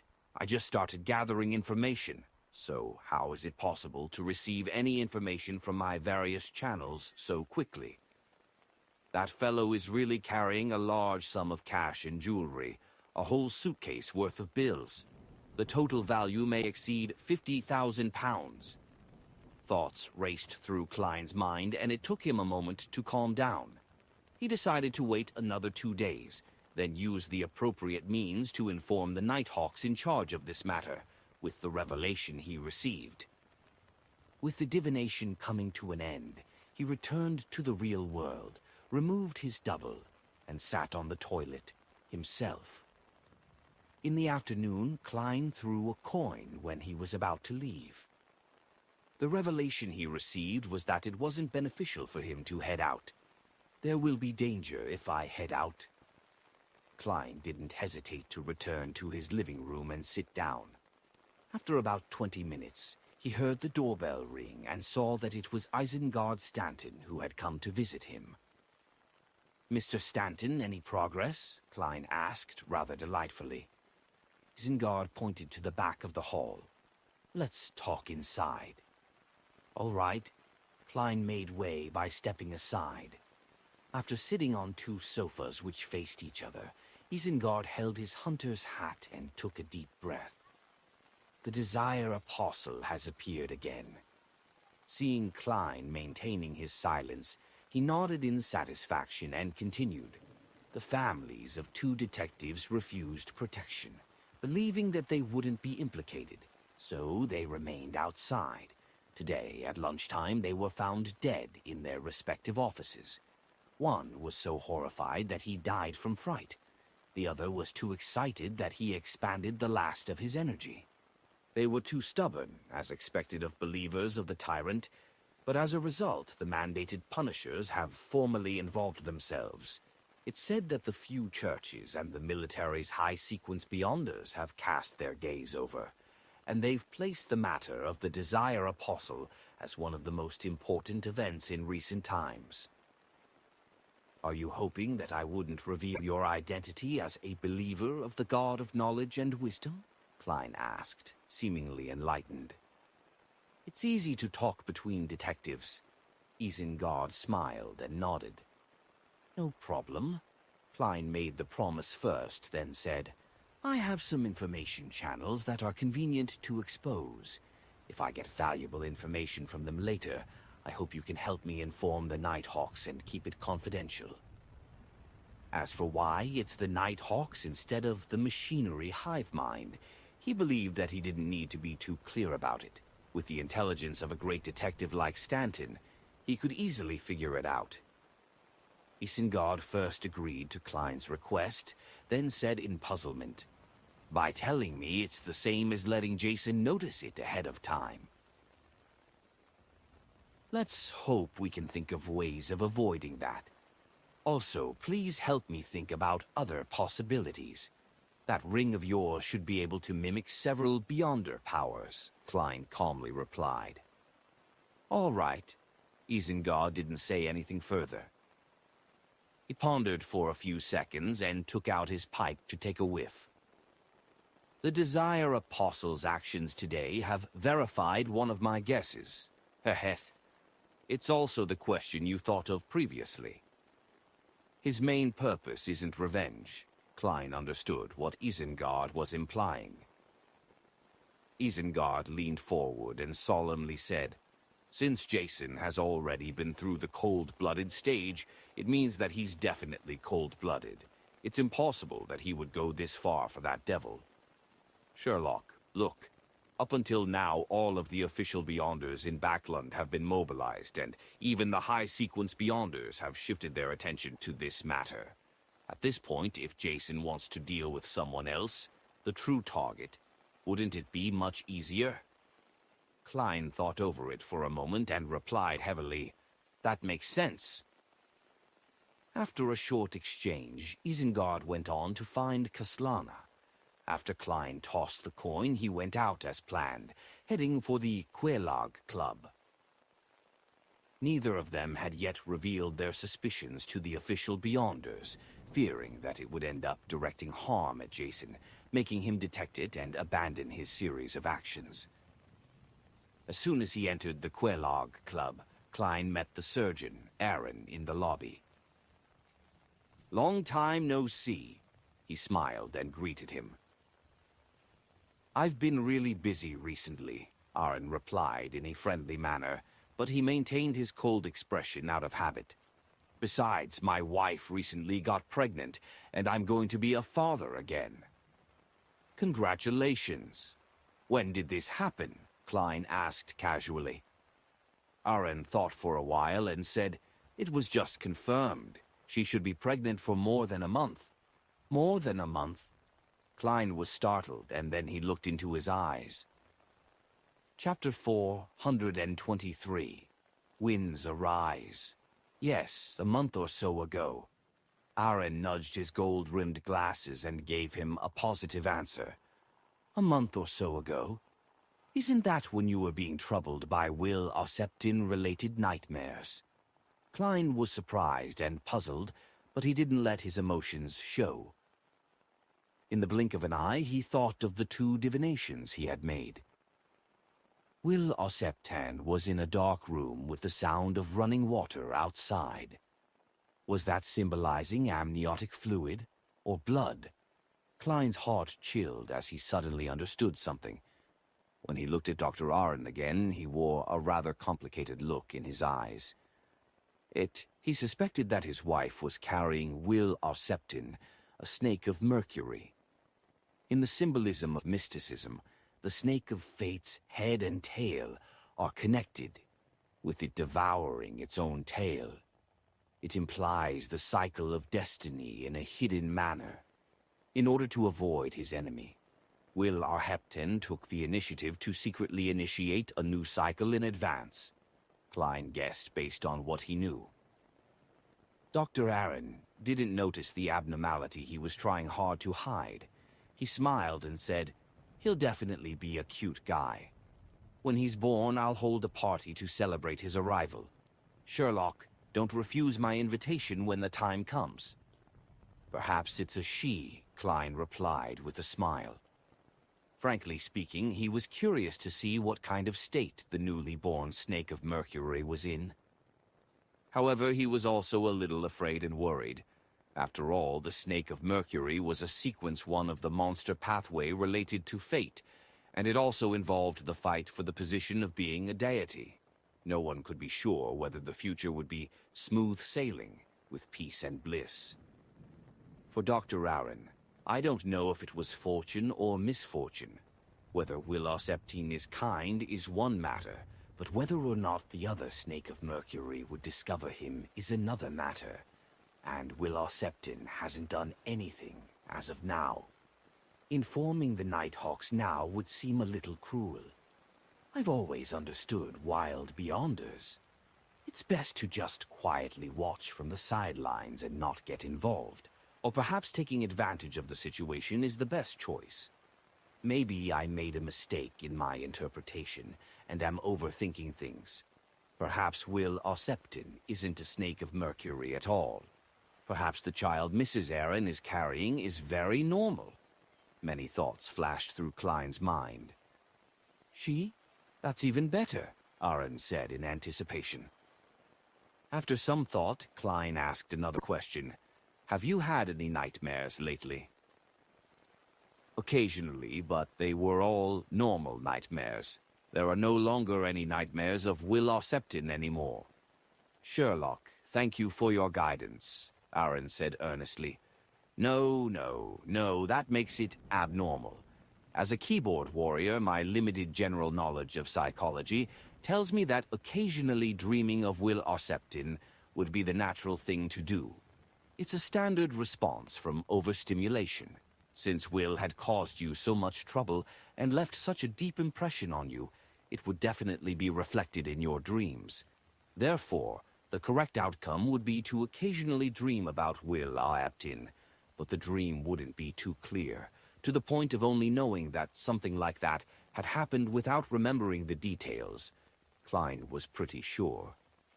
At that moment he heard a rustling sound. He subconsciously looked outside the hall, only to see the darkness in the air being dispersed by a strong wind, and the thin light yellow fog was swept away as a result. The leafless branches swayed back and forth, and the strong gust of wind left a clear trail towards the southeast. A few seconds later, everything returned to normal. It's hard to see such strong winds in Backlund during winter.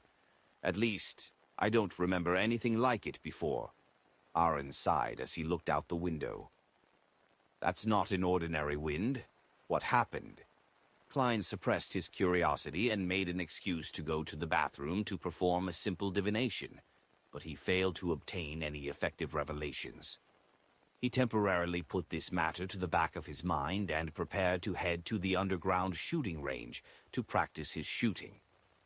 At that moment, a waiter wearing a red vest came through the warm hall and respectfully said, "Mr. Moriarty, your friend is here for you." "Who?" Klein asked in surprise. "Mr. Ikanse Bernard," the red-vested attendant answered.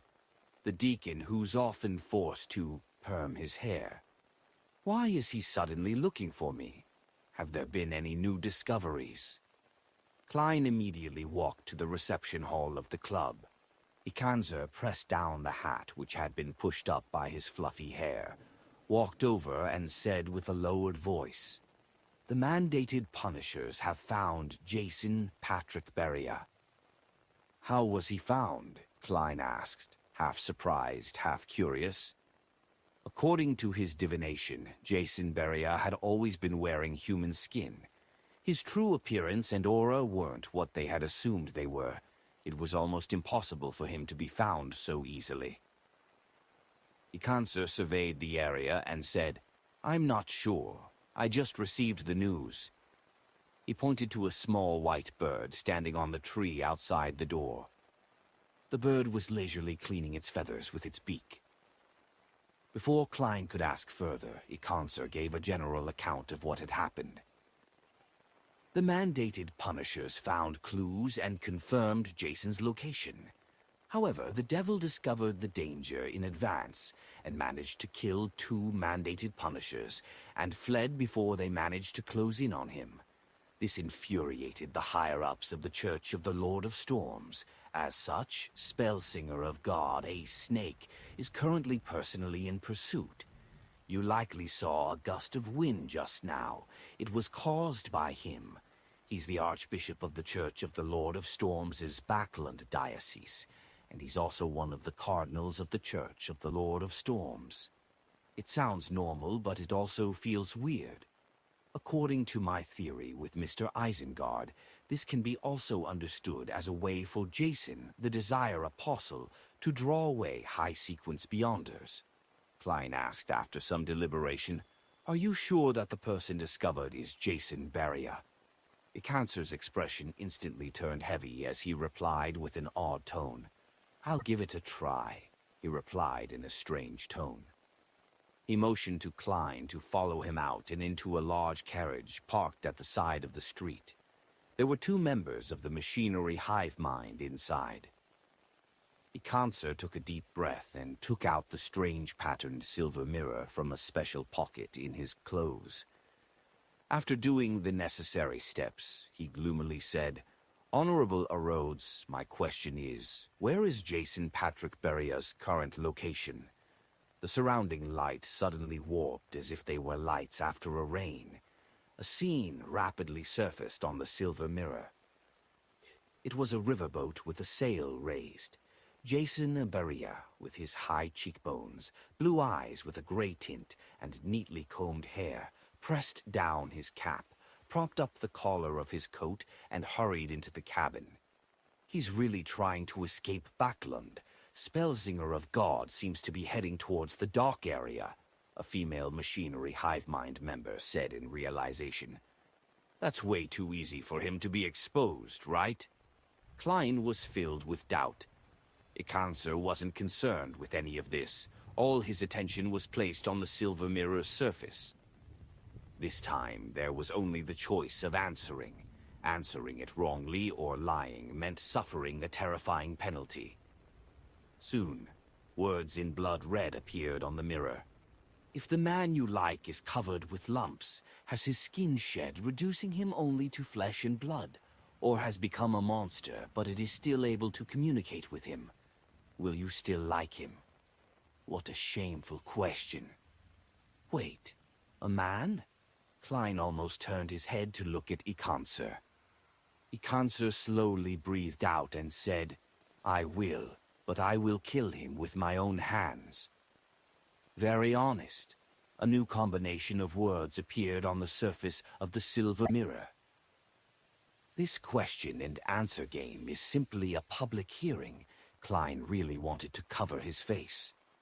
He looked at the other 2 machinery hive mind members and saw no abnormalities from them.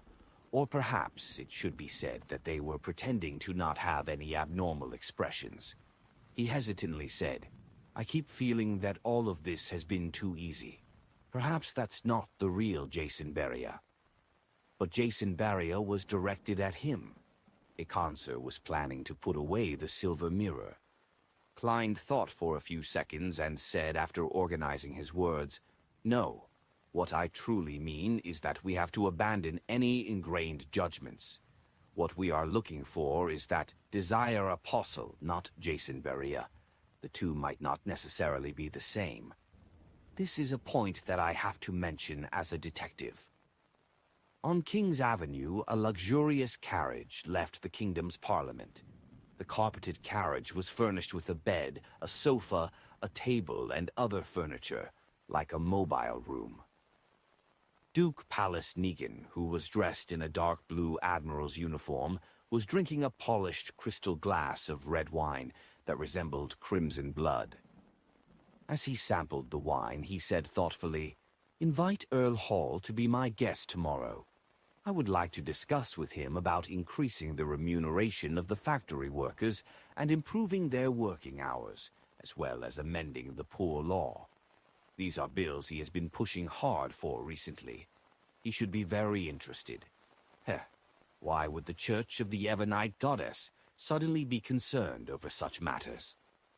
When sending the invitation, you can first inform Earl Hall about the topics I wish to discuss. The property restrictions for the elections are necessary and cannot be lowered.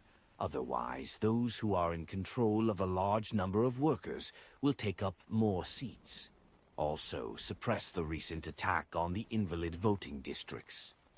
The secretary at the side quickly scribbled down Duke Negan's orders.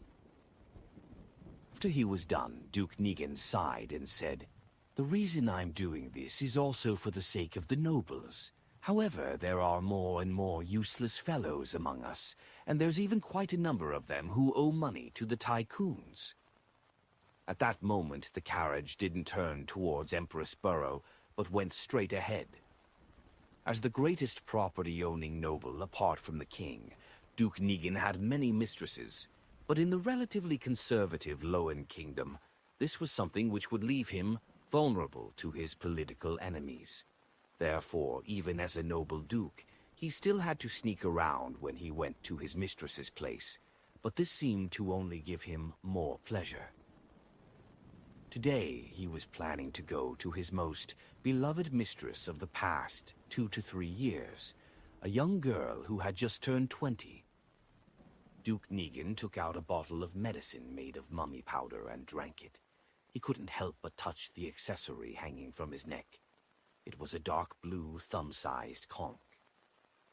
It was a mystical item that the Church of the Lord of Storms had specially provided after his last assassination attempt by Kilangos. As long as Duke Negan blew on it, the Holy Wind Cathedral's spell singer of God, Ace Snake, would hear it and lock onto his position.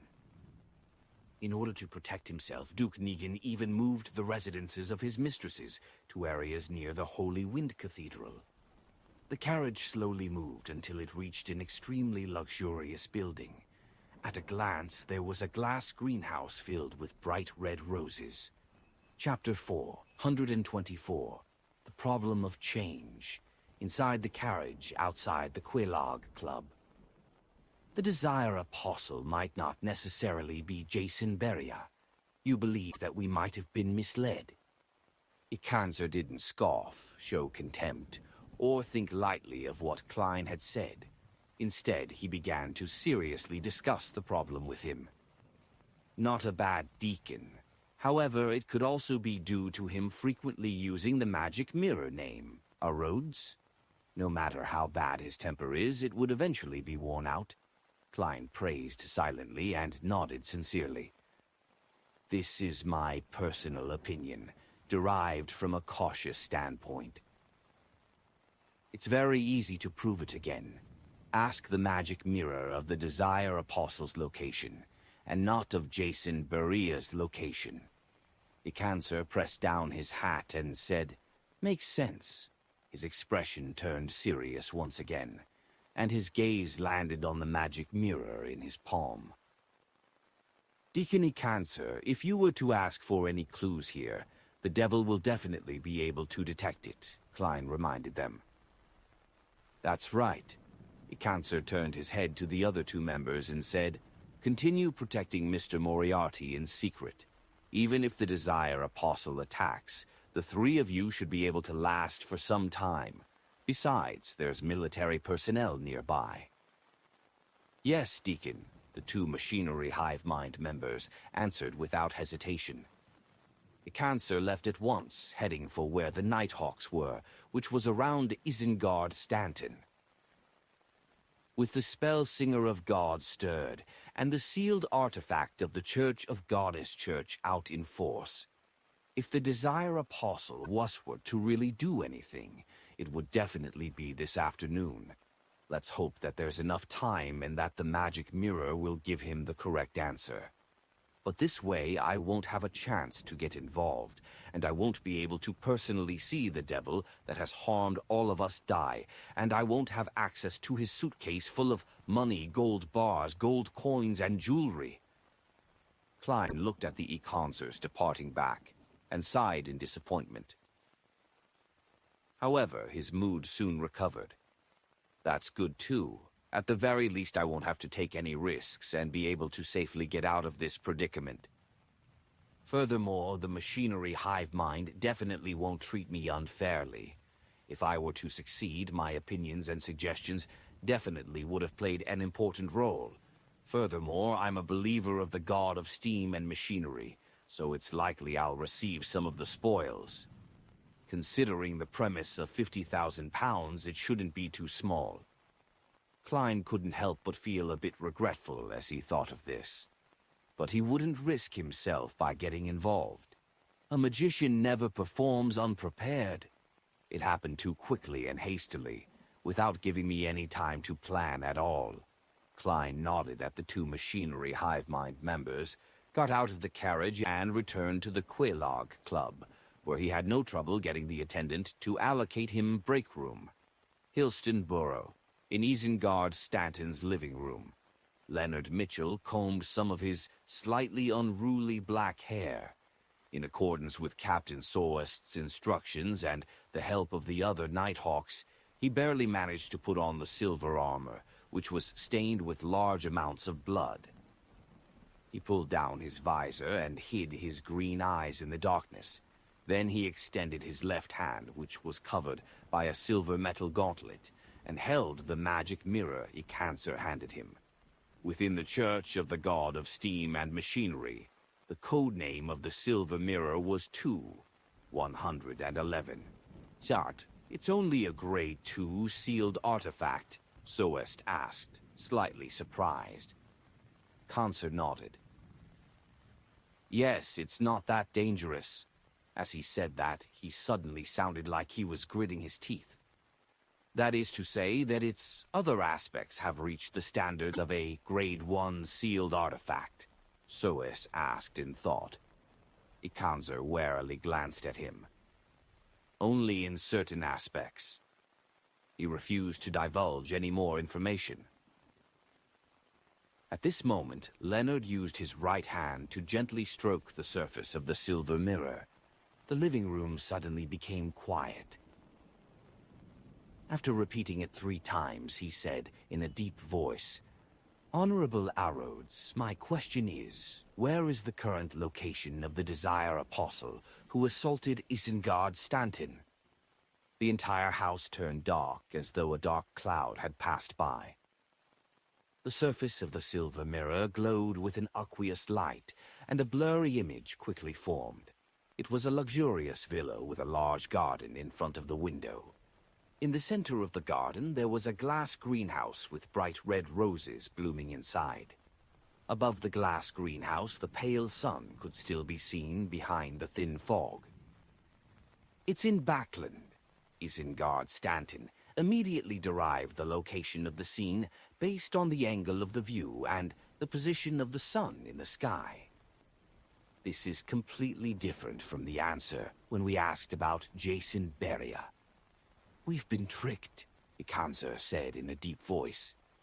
Soul Assurer Soest exhaled and said, How crafty. Then who's the Jason Beria that Spellsinger of God is chasing? Sigh, there's no time for discussion. We need to narrow down the general location of the presented scene. Then we'll immediately take action. I suspect that the Desire Apostle is planning to cause a huge incident. At this point, the silver mirror known as Arrodes had dissipated the scene, replacing it with words. It required Leonard Mitchell to answer a question, and if he lied or refused to answer, he would be severely punished. For some baffling reason, Leonard felt a little nervous. He put away his usual frivolous attitude and quietly waited for the question. A few seconds later, he saw the blood-red words change, taking shape one by one. On your body, is there something attached? Halfway through the question, Leonard's pupils rapidly contracted. His back tensed up and a cold sweat broke out on his forehead. If it wasn't for him being concealed by the blood-stained silver armor, the others would have already noticed his abnormality. Right at this moment, his left palm inexplicably trembled. It is... The silver magic mirror suddenly trembled, and the scarlet words were strangely tainted with a tint of green. If one didn't keep staring at the mirror with rapt attention, it would be difficult for others to discover that the color of the mirror had slightly changed. The words continued warping, changing the question to, "On your body, is there a scar which you cannot tell others?" "Yes, that scar resides in my memory," Leonard answered stably, but his body inside the blood-stained silver armor felt a sense of exhaustion from suddenly relaxing a high tension. "This mirror is too dangerous." It actually noticed it. "Thankfully, old man has recovered a bit after such a long time," he thought. His lips were dry. Soest took out his pocket watch, pressed it open to take a look, and said to Leonard, who was inside the blood-stained silver armor, "There's still time. You'll be in charge of the rest of the operation." "Yes, Captain Soest." Leonard let out a secret sigh. Dock area Backland shipyard. Patrick Jassenberria entered a cabin he had reserved in advance. He looked out of the window and observed the sky filled with fog as he silently counted the time. After a while, he quickly took off his hat and clothes. Then, with a tug of his hand, he pulled off the outer layer of human skin. Under the human skin was a beautiful woman in her early 30s, with a profound look in her eyes. She wasn't the man with brown hair and brown eyes whom Klein had seen during the dream divination. The woman took out some clothes and put them on methodically, quickly becoming an absolutely charming woman. Finally, she pulled out a fist-sized stone figurine from the bottom of a suitcase and wrapped it tightly with the peeled-off skin before tying a dead knot. Having done all this, the riverboat was already some distance away. She opened the window and threw Patrick Jason's skin along with the stone figurine into the river. Plop! The human skin that was tied to the heavy object quickly sank. The woman clapped her hands and closed the window. Carrying the suitcase, she changed to a different cabin she had prepared. Then she sat down at the window of the new cabin, propped up her elbows, her face in her hands, and looked out leisurely. After an unknown period of time, she saw a strong gust of wind blowing in the air, dispersing the thin fog. The corners of her lips curled up into a brilliant smile. In a luxurious villa not far from the Holy Wind Cathedral in Sherwood Borough, the bloated, blue-eyed Palace Niggenbear hugged his approaching mistress, a beautiful young girl with a bit of innocence on her face. There were two people following him. One of them was a middle-aged man wearing a black tailcoat. He had brown hair and blue eyes, but he didn't wear an expression. He was a Beyonder guard provided by the Church of the Lord of Storms, a Sequence 6 Wind-Blessed. The other person was Duke Negan's secretary. He was a thin, blond young man with delicate features, looking refined and reserved. His biggest flaw was his receding hairline, which didn't match his age. As for the other guards or security personnel, they were spread out outside the house. On the second floor, the Wind-Blessed entered the bedroom before Duke Negan for a quick inspection. Meanwhile, Duke Negan's secretary was in charge of searching the surrounding rooms. After confirming that there were no problems, they nodded at Duke Negan, indicating that he could continue. "My roused-up feelings have almost calmed down," Duke Negan said half-jokingly. His mistress happily responded, "Then we can have a nice chat. I'd like to hear about your time at sea." "I hope you'll eventually have the energy to do so." Duke Negan carried his mistress into the bedroom and closed the door behind him with his heel.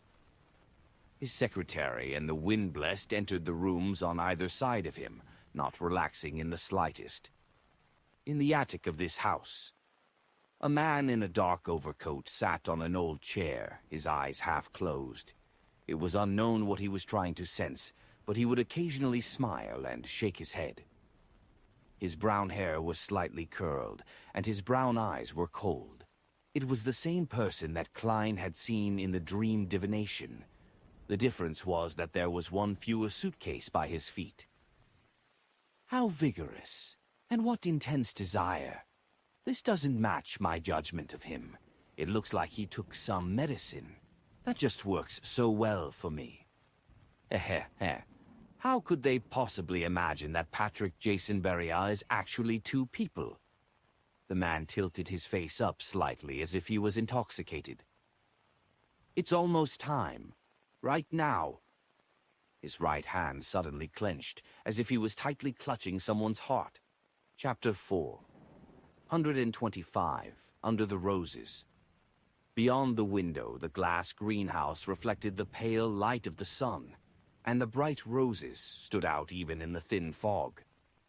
In the bedroom, Duke Niggins seemed to have recovered the feeling of following his father and elders around the vast lands when he was young, riding a horse, using a hound, and chasing a wild beast.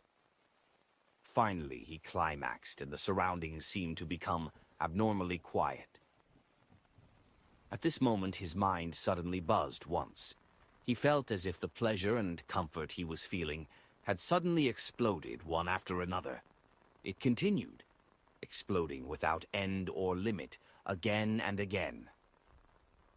Duke Niggins' waist kept shaking and his eyes were blank, his brain having lost its train of thought. His heart began to beat violently in an unbearable manner, like a steam boiler whose pressure had gone beyond its limits. It could blow up at any time, and hot steam could gush out at any moment. If it were an ordinary person, or a beyonder who wasn't physically strong, they would have suffered a heart attack, a massive cerebral hemorrhage, and die on the spot. But Duke Niggin ultimately managed to ride through the attack. Only his eyes were unfocused, and saliva was flowing out the corner of his mouth before he weakly slumped onto his mistress. The wind-blessed and the Duke's secretary, who were on guard on both sides of the room, simultaneously sensed the strange and mysterious smell of spirituality. The former's body was suddenly surrounded by a violent wind, sweeping him towards the wall, and with a clang, a large hole was blown through the wall as he stepped into the bedroom. The secretary went straight to the source of the mystery, the attic of the house. Along the way, he didn't evade or dodge, but the decorative vases and other objects in the corridor seemed to have found lives of their own and avoided him in ingenious ways. As he ran up the stairs to the attic, the wooden floorboards seemed to rise as if to give him a hand.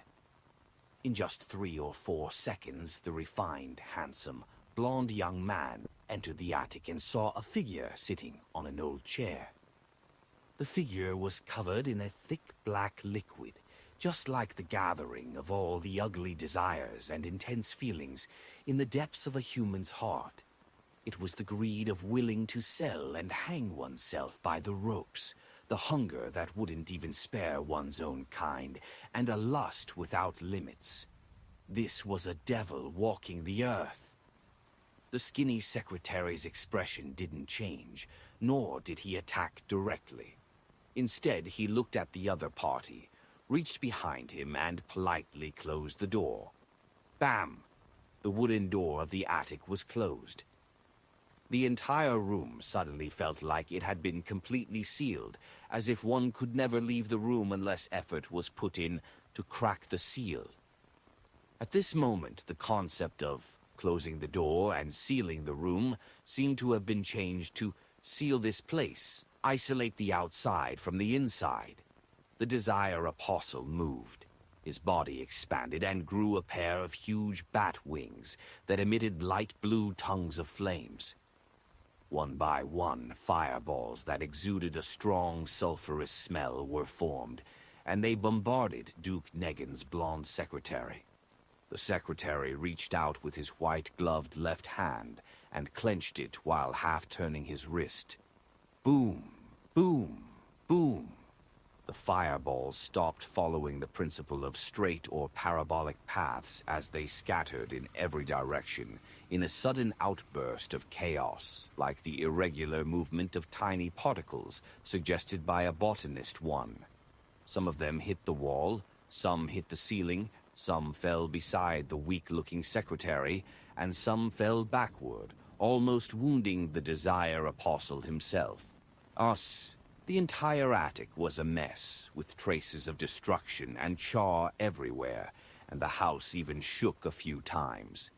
However, the mysterious power that was sealed in here, or the rules that had been tampered with, had yet been destroyed.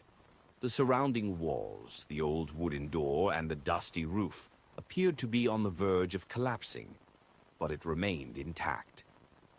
The Desire Apostle wasn't frustrated by the failure of his previous attempt, nor was he flustered that he couldn't control his enemy or catalyze him into a frenzy due to his calmness and restrained desires. His coffee-brown eyes suddenly lit up like lava as he took the form of the blonde secretary. He spat out a word in the devil language, one filled with foulness and filth. Die.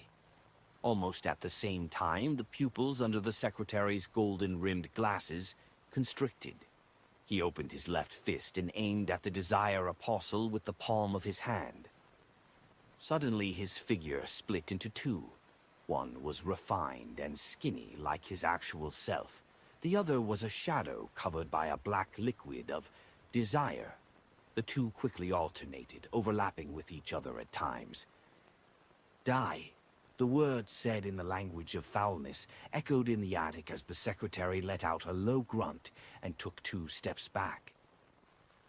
Following that, the split silhouette dissipated, and large swaths of rusted red marks appeared on his face, as though he had turned into a man of iron that had been left in a humid area for years. Cough, cough, cough! He coughed violently, spitting out blobs of rusted blood that had congealed into clumps. The marks on his body began to slowly peel off. Cough, cough, cough. The Desire Apostle was also coughing out blood that had clumped and turned to rust.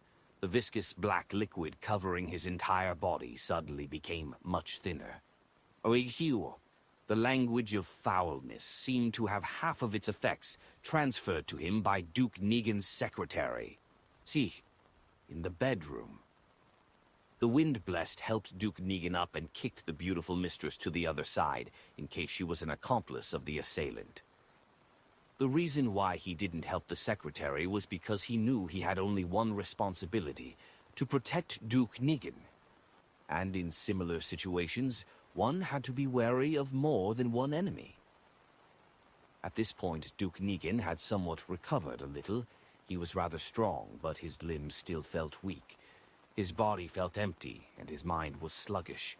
He was completely unable to use his Beyonder powers. He motioned to the Wind-Blessed to remove the conch necklace from his neck and brought the item to his lips. Duke Negan took a deep breath and blew into the small conch, which was covered in strange patterns. Splash! The low and deep sound of the tide was heard as it rushed towards the Holy Wind Cathedral. With his grace's speed, he should be able to arrive very soon. The Wind-Blessed first reassured him, and then, with Duke Negan on his back, he went to the window and leaped down. He wanted to meet up with the Duke's guards outside. There were 2 or 3 low-sequence Beyonders among them. Duke Negan gasped for breath and said, "Catch him. Make sure to catch him alive, or with a spirit body. I want to know who it is." He had suffered an assassination attempt from Pirate Admiral Kalangos the last time, and now it was an unknown Sequence 5 expert. Duke Negan was very aware that he hadn't developed any irredeemable grudges with anyone recently. As such, he was especially angry and resentful. He wanted to find the mastermind and use all the resources at his disposal to tear the mastermind apart. The premise of all this was that he could find clues from the assassin. 7 or 8 seconds later, most of the Duke's guards surged forward, surrounding Palace Negan and the Wind-Blessed in the middle as they gathered in front of the garden. "Wait here and be on guard against the enemy," the Wind-Blessed gave the order. Under normal circumstances, he had to protect the Duke and evacuate from the assassination grounds as quickly as possible, and rush to the safety of the Holy Wind Cathedral. However, he wasn't sure if there were any other enemies, and he was afraid of being ambushed en route. He was afraid of missing the reinforcements from Spellsinger of God, Ace Snake, and ending up being placed in a more perilous situation. 1 second, 2 seconds, 3 seconds. Time kept flowing by as the house shook from time to time, and the battle inside seemed to have reached its climax. "Why is the Archbishop not here yet?" the panting Duke Negan asked in a slightly panicked voice. With the Archbishop's flying speed, he should have arrived very quickly. However, there weren't any signs of the thin fog being scattered in the direction of the Holy Wind Cathedral. On high alert, the Wind-Blessed hesitantly said, perhaps the Archbishop. He eventually failed to mention the possibility that the Archbishop wasn't in the Holy Wind Cathedral. At that moment, the beautiful mistress of Duke Negan came to the window of the bedroom on the second floor, her eyes filled with a lost and beautiful smile. Then she jumped down, deliberately hitting her head on the concrete floor. Hey! Bam! After producing a jarring sound, there were quite a few cracks on her beautiful head, and blood began to flow out. She rolled a few times, weakly, until she was facing up. Her eyes had lost all focus, and her frozen expression was one of madness and fear. Seeing this scene, many members of the Duke's guards couldn't help but feel horrified. Even Duke Negan himself felt that his emotions were on the verge of collapse when Archbishop Snake didn't arrive. "Let's go, let's get out of here," he weakly called out on instinct. Just as the Wind-Blessed was rejoicing over not being soft-hearted when kicking the mistress away, otherwise the Duke would have been killed on the spot, he heard a command filled with horror. His heart suddenly skipped a beat. Inside the attic, the Desire Apostle, who was in the middle of a fierce battle, suddenly liquefied and turned into countless black shadows, jumping up and down on the ground. After dodging the blonde secretary's attack, he rematerialized in another direction. Then he looked at the enemy, raised his right arm, and slightly curled the corners of his mouth. No, the blonde secretary's eyes reddened. All of a sudden, the Desire Apostle clenched his fist. Outside the luxurious house, Duke Negan's horror erupted. It shot straight to his brain and into his veins, blanketing all his nerves. He heard the sound of something shattering and felt a warm sensation at the back of his head. At the same time, several members of the Duke's guards became flustered and panicked. They all raised their custom revolvers or rifles in their hands and started shooting randomly towards the center. Bang! Bang! Bang! The Wind-Blessed was the first to reach out and grab Duke Negan.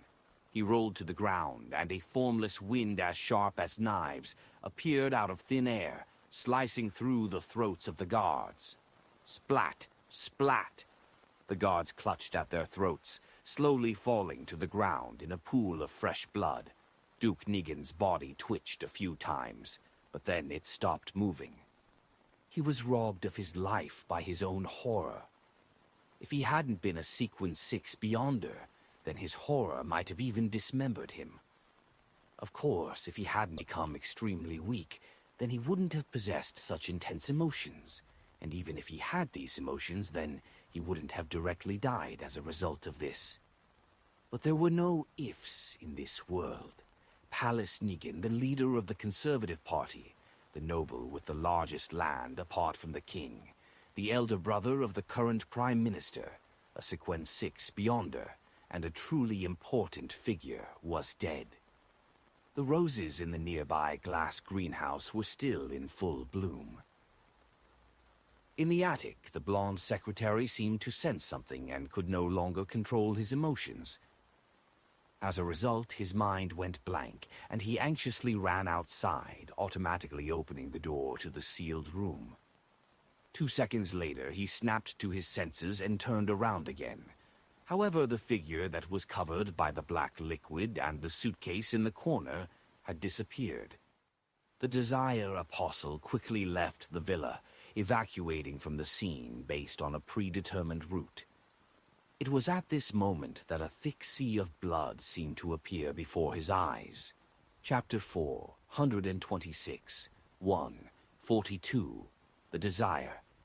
Apostle, who had once worn Patrick Jason's skin, stopped in his tracks and looked around in bewilderment. Only now did he vaguely realize that danger was approaching. He was at the edge of a garden where the grass had withered due to winter and was revealing dark brown soil. On the right side of the street, there weren't many pedestrians on the weekday afternoon. At this moment, there were only a few people passing by, but they didn't notice anything out of the ordinary. Suddenly, a silver glint appeared in the eyes of the Desire Apostle, and a person decked out in full-body armor emerged from the other side of the garden. The armor was stained with congealed blood, diagonally from its left shoulder all the way down.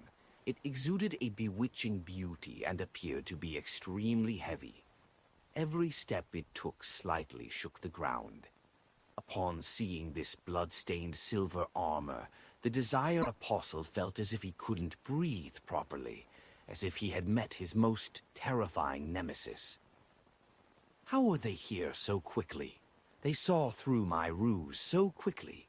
The Desire Apostle regained his calm and cold-bloodedness, fully focused on sensing the emotions and desires of the Beyonder inside the blood-stained silver armor. However, to his despair, the silver armor completely blocked his Beyonder powers. It was as if he had touched a rock, a piece of cold armor which had no one in it. The Desire, an Apostle, had no choice but to raise his right hand, spreading out his giant bat wings and bringing with it some blue flames that rapidly condensed. At that moment, a silver light flashed from his right palm, and his thumb fell to the ground. The wound was extremely clean. Amidst swooshing sounds and a flash of silver light, the remaining 9 fingers of the Desire Apostle were severed. The suitcase he was carrying also fell to the ground with a thud. The Desire Apostle's pupils immediately contracted to a needlepoint, and he flapped the pair of huge bat wings on his back to escape in another direction. The shadow under his feet shrank back without anyone realizing it, hiding in one spot. The Desire Apostle had only taken 2 steps when countless silver lights burst out from his body like blooming fireworks. The thick black liquid that covered his body splashed to the ground like raindrops. His forearm, arm, shoulders, ribs, neck, and other parts of his body broke off and smoothly slid downwards. Splat, splat, splat.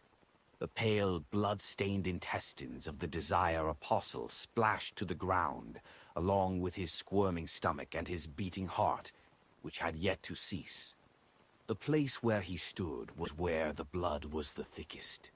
The further he went, the more splattered it looked, which, when put together, they formed a beautiful flower of death. A Sequence 5 expert, a Desire Apostle who had just completed an impossible assassination, was dismembered without any resistance. This was a Grade 1 sealed artifact. This was the sealed artifact that had caused over 100,000 people to lose their lives. Sealed Artifact 1, 42. Dressed in that terrifying-looking armor, Leonard Mitchell struggled to take 2 steps forward, sized up the dismembered body on the ground, and raised his voice. "He's not completely dead yet." He paused for a moment and then added, "Different devils have different characteristics. This Desire Apostle is a shadow shifter. He's just abandoned his own body, only leaving a shadow behind." While Soul Assurer Soest instructed a number of Nighthawks and members of the machinery hive mind to keep ordinary people at bay, he surveyed the scene and listened to Leonard. He took out his pocket watch and opened it.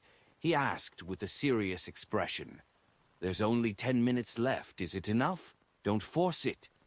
"No problem. 142 has locked on to him. I can sense its excitement," Leonard said without hesitation.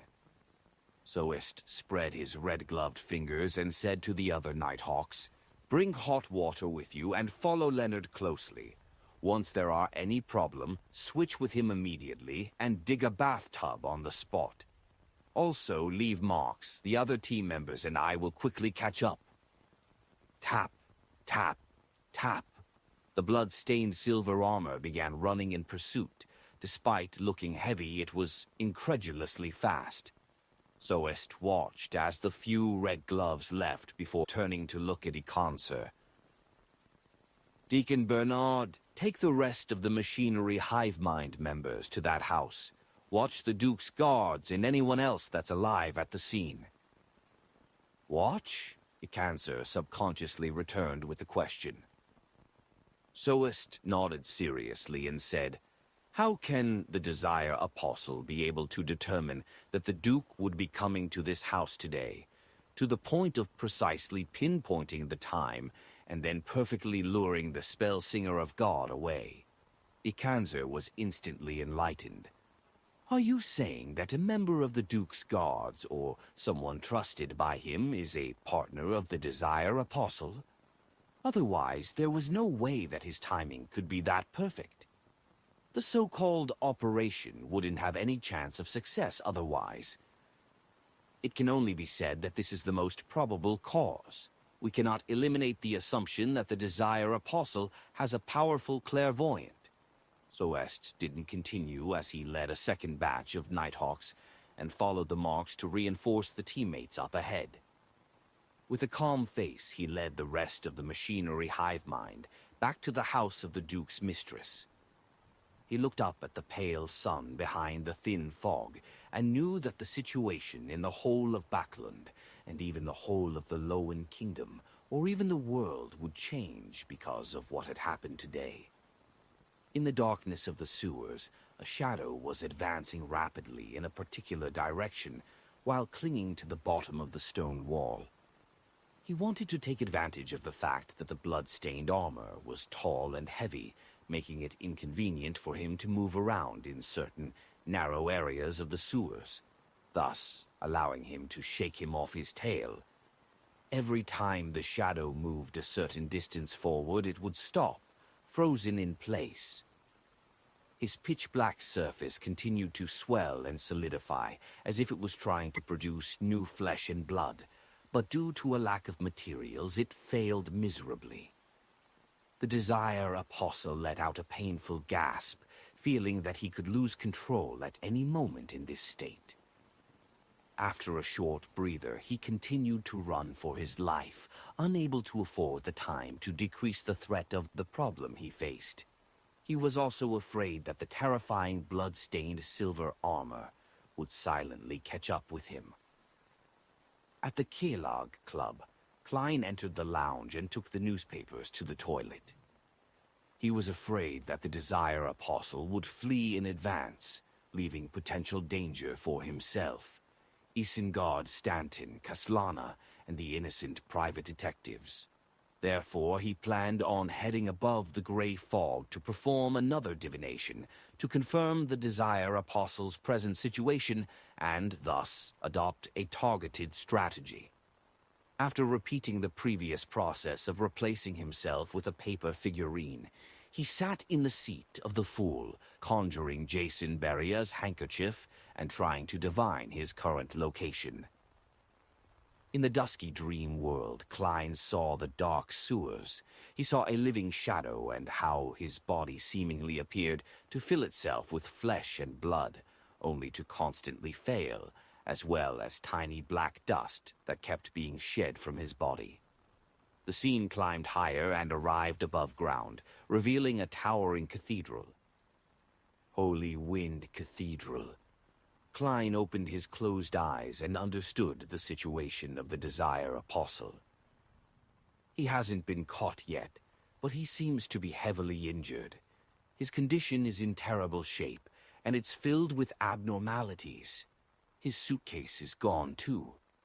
It must have been dropped when he was injured. Klein thought for a moment. Using divination, he recalled the map of Baklund and made it appear before his eyes. Similarly, he came up with a rough layout of Backlund's sewers. Having previously made full use of the sewer system, he had always been gathering similar information such as this. The main focus was on East Borough, the Backlund Bridge area, and the area where he was located in, Sherwood Backland. After some hard work, he had long completed the first stage of his plan of understanding the main layout of the sewer network. To have a more in-depth understanding of it would require an extremely long period of persistence. When the time came, Klein even thought of infiltrating Backland's municipal hall and directly sneak a peek at the design prints. According to the two maps and the scene seen in the dream divination, Klein noticed that the Desire Apostle, Barrier, hadn't fled in the direction of the Tussock River. Instead, he had taken the opposite route to Hillston Burrow, as if he wanted to pass through and enter the artificial lake in Empress Burrow. In other words, he's getting closer and closer to me. Klein's mind stirred as he suddenly had an idea. Although I'm not sure which sewer he'll pass through, I can make a judgment via divination. He's heavily injured and in a very strange state. His interference in this aspect has turned extremely weak. At close distances, it's not like I can't find him. After all, I've seen what he really looks like, and I have a grasp of his aura. When it comes to finding people, I'm a professional. I have to do something. I can't let him escape just like that. There's still time. After confirming the degree of danger, Klein made up his mind and returned to the real world. He took out the candle, quickly set up a ritual, summoned himself, and responded to himself. Not long after, there was a figure in black armor, wearing a black crown, and a cloak of the same color in the bathroom. It was Klein in his spirit body state, while carrying the Dark Emperor card.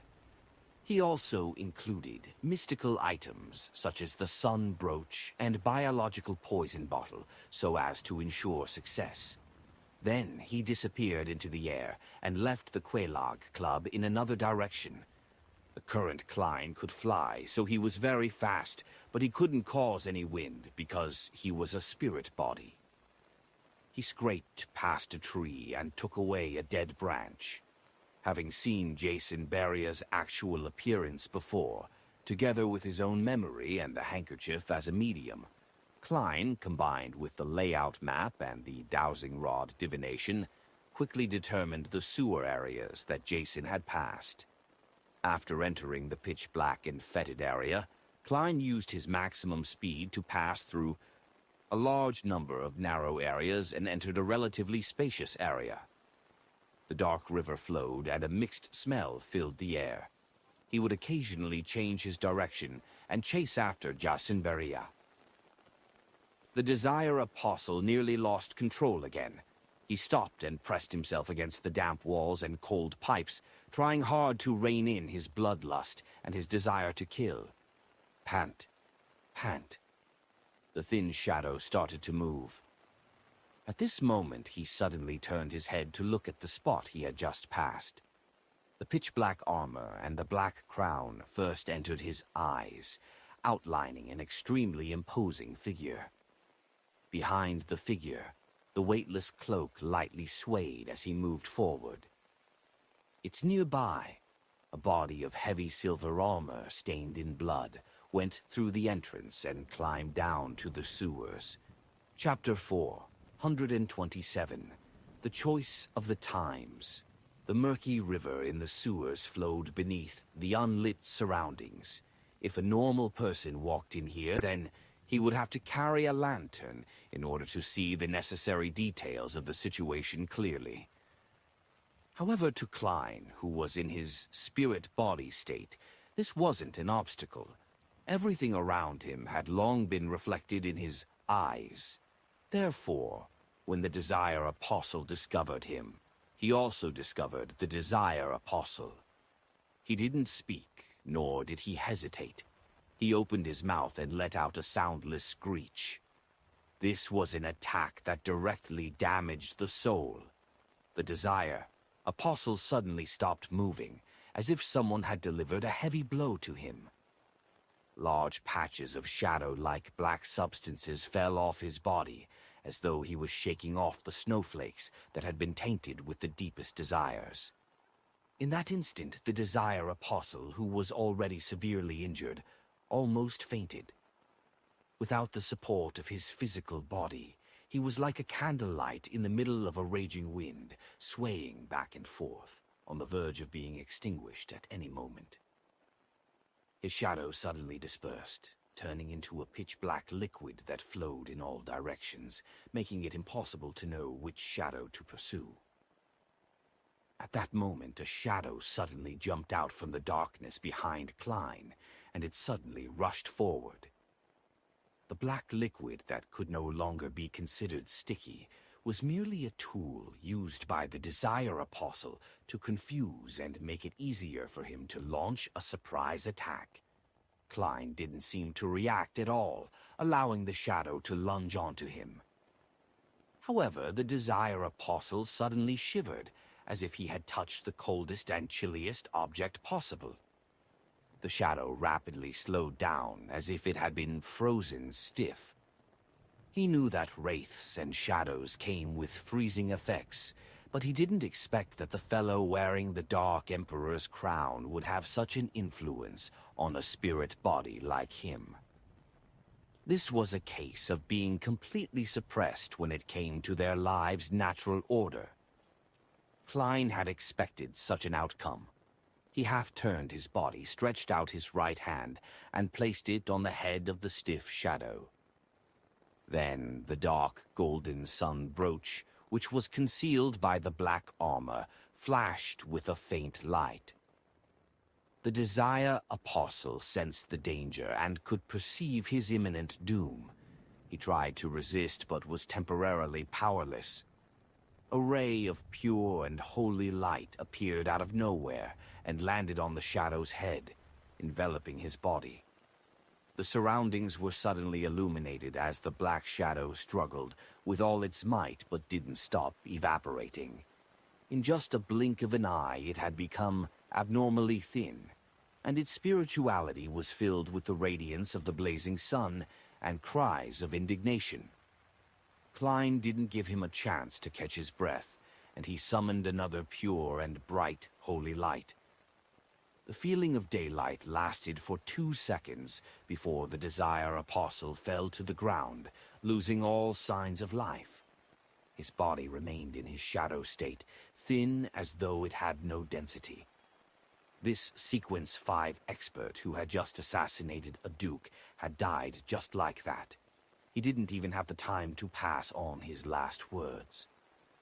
At the same time, Klein saw that the deceased spirit was on the verge of dissipating after suffering the blows. The Beyonder characteristic will take a while to appear. Should I mimic Miss Sharon by possessing the shadow and speeding up the process? But I don't know how. Klein began considering what to do next. Suddenly, he felt the ground tremble slightly. Relying on his spiritual intuition, he looked back at the place where he had passed by before. A tall, heavy silver armor was rushing over. Diagonally down from the left shoulder, it was stained with a large amount of solidified blood. Sealed Artifact 1, 42. Klein's heart tightened.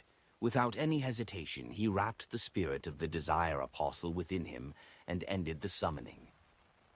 His original plan was that as long as the official Beyonders arrived, he would return immediately, even if he didn't manage to finish off the Desire Apostle, handing over the rest to them. The red glove in the blood-stained silver armor only saw a silhouette wearing a black crown and a similarly colored cloak before it disappeared without a trace. He narrowed his eyes, carefully examining the spot where the man had just been, and found the Desire Apostle who had lost his life. Clearing clues and destroying evidence, he said in a low voice. Tap, tap, tap. The red gloves who were behind him arrived one after the other. After returning above the gray fog, Klein wasn't in a hurry to channel the spirit. Instead, he directly left the mysterious space and returned to his body in the real world. He skillfully packed up the ritual items, like the candles, and soon the last traces were removed. After doing all of this, he once again created a double. He took 4 steps counterclockwise and arrived at the ancient palace above the gray fog. Here he could communicate directly with a remnant spirit, as a real spirit medium could do, without having to pray to anyone or use the help of a ritual. He had confirmed that when he communicated with Nimblewright, Master Rosago's spirit.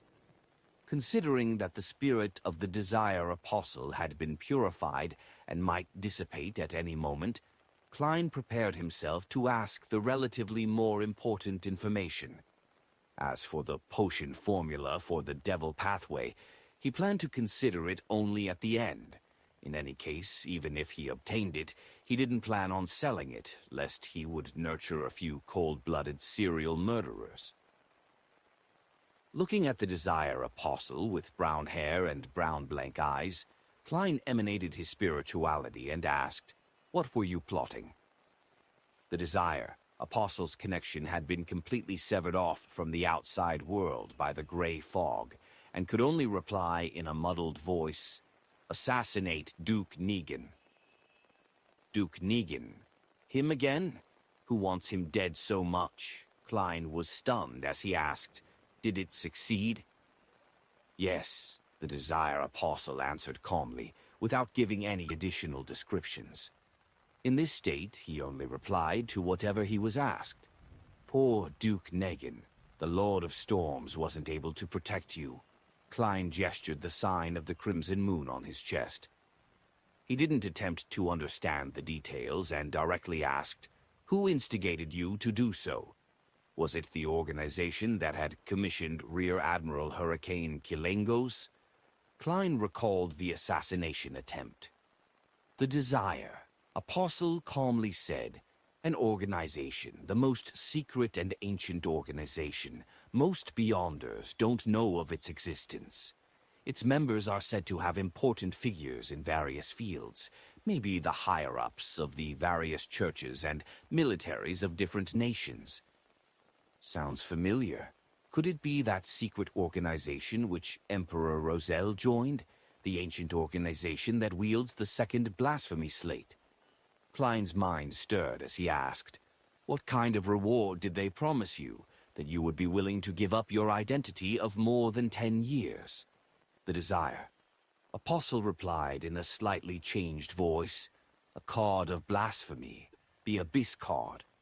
A card of blasphemy. The Abyss card, one of Roselle's 22 cards of blasphemy. This most likely corresponded to the Devil Pathway. It's no wonder that the Desire Apostle was willing to sacrifice everything that he had accumulated over the past 10 years just for this. In it lies the hope for him to become a high-sequence Beyonder. The reward is much more valuable than the mission. However, it's unlikely that Rear Admiral Hurricane Kilengos would be attracted by such a reward, unless that organization has another card of blasphemy or some other item. If it's really the mysterious organization which Roselle joined, finding a few cards of blasphemy is quite normal. Even if they don't, they still possess the blasphemy slate. Klein was alarmed at first before asking in confusion, "Why do they want Duke Negan dead?" The spirit of the Desire Apostle thinned significantly again, and he said in a hollow voice, "I don't know. All I did was consider taking the mission or not." "Then have you heard anything?" Klein pressed.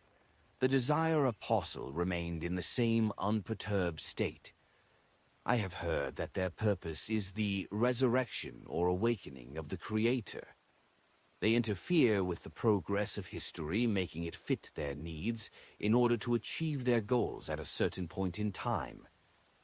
If the trend of the times aren't as they expect, then they will try their best to reverse it. Other than that, they just quietly watch from the sidelines, apathetic. Perhaps they wouldn't act or entrust something even once every few decades or centuries. A secret organization in the true sense of the word. It's consistent with Roselle's description of the powerful faction that secretly manipulates the world. It also seems related to the original creator. Seeing that the spirit body of the Desire Apostle was about to disappear, Klein quickly asked, What is the name of that organization? How can they be contacted? The Desire. Apostle looked ahead emotionlessly, his figure quickly disintegrating. Before he disappeared completely, he answered the question. They are called the Twilight Hermit Order. Inside the house with the glass greenhouse, the thin secretary with the gold-rimmed glasses and white gloves sat with a sullen face and a look of deep grief. What's your name? What sequence are you? Which beyond a pathway are you from? Deacon Icancer asked solemnly. The blonde secretary replied slowly in a deep voice. Lockhart Siakam, Sequence 5, as for which beyond a pathway I'm from. You can apply for access to my records from MI9. All right, Icancer then asked. Does the Duke come here at a fixed time every week? No, he doesn't like to work according to his schedule, especially after the assassination attempt by Kilingos. Before today, no one knew that he would be here today, and I only heard about it in the morning at Parliament, Lockhart Siakam replied seriously. Icancer thought and asked, if there's a spy amongst you, who do you think he is, and who do you suspect? Lockhart thought about it for a few seconds, then he shook his head. Following that, Icancer asked for details of the battle and got a rough idea of the process. He saw that Lockhart was pale and badly hurt, hence he politely rose to check on the rest of the Duke's guards. After watching the deacon of the machinery hive mind leave, Lockhart took a deep breath and trudged over to Duke Negan's corpse. The great noble was no longer naked like before, but the remnants of terror still remained on his face. After looking deeply at Duke Negan's corpse, Lockhart murmured sadly, I'm sorry. At this moment, with his back facing everyone, the corners of his mouth slightly curled up. He calmly added inwardly, this is the choice of the times. Chapter 428, The Scapegoat, Westboro, 9 Hope Street, the Prime Minister's residence. Aguasid Negan stood behind a large table and looked at Earl Hall with a serious expression. Lord Hall, my secretary should have briefed you on what has happened. You're the first noble that I've thought of at this moment. The important member of the Conservative Party, who was presently Prime Minister of the Cabinet, looked like he had aged considerably. His tall, thin figure leaned forward as if unable to bear the bad news, to the point of needing to prop himself up on the table with both hands. But his eyes were still sharp and his attitude calm. Earl Hall, who had a beautiful mustache, sighed and said, I'm sorry to hear this piece of news. It has shocked me greatly. I was thinking of visiting His Grace in a few days to discuss the bill that we're all very concerned about. But who would have known that he would be attacked? Having lost the handsome appearance of his youth due to his deep smile lines and the fattening state of his body, he first expressed his condolences, grief and empathy. Then he restrained his emotions and said, His Grace is already dead. Compared to crying and being angry, we need to be more careful and calm. Only by doing this can we handle the aftermath and prevent this heavy steam train of the kingdom from derailing. This is also the reason why I came to you immediately. The other nobles will only call upon their gods, trembling in fear, and express how unacceptable this is. They will want the murderer to be severely punished and the mastermind found.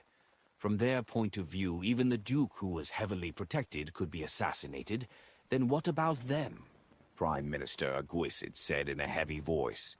It's a perfectly natural and understandable reaction, but it's not the reaction we need. Earl Hall nodded and asked, Who's the murderer? What was the motive? A devil who was disguised as a banker for more than a decade. A true devil. By the way, your Varvat Bank just acquired his business, Aguisid said, his tone unchanged. Patrick Jason. Earl Hall immediately remembered the man's name. He was the one who approved the acquisition of the bank. Without reprimanding him, Prime Minister Aguirre thoughtfully said, "He's a Sequence 5, but he suddenly sold his business, abandoning an identity which he had used for more than a decade, and took an extreme risk in order to assassinate my brother.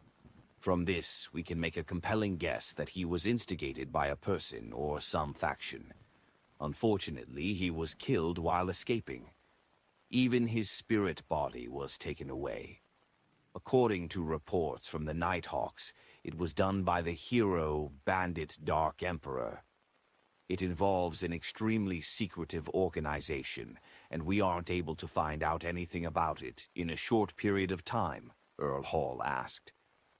"Yes, that so-called hero bandit didn't leave any traces behind.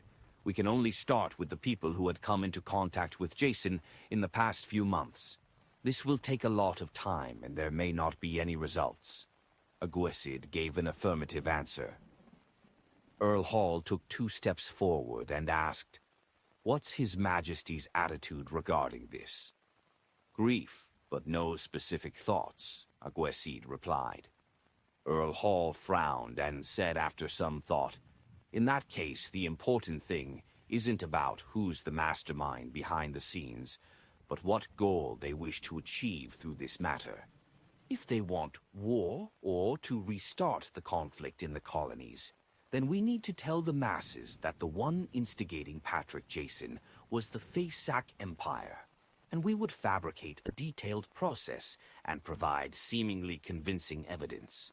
In the past several centuries, this northern neighbor of ours has always played a similar role, and I think everyone is already used to it. I don't think there's any doubt that it's very, very, very normal for the barbarians to do this sort of thing. And the masses will be afraid of them." Prime Minister Aguirre curled the corners of his lips without intending to smile. "But we're making a series of changes that will take at least half of next year for us to stabilize before we have the ability to wage war." Earl Hall muttered to himself, "Then let's find a target that everyone will find acceptable. Hero Bandit Dark Emperor is too mysterious, and likewise for the secret organization behind him. If it's made public just like that, it would definitely incur extreme panic. People are always afraid of the unknown." "Yes, what about the Aurora Order? They assassinated that pervert from Intes a few months ago. It wouldn't surprise anyone if they do anything else. Their reputation is bad enough. Their situation has already been repeated by the papers numerous times, to the point of becoming a horror element or classic antagonist in many novels. Besides, it will effectively reduce the suspicions that others have on us.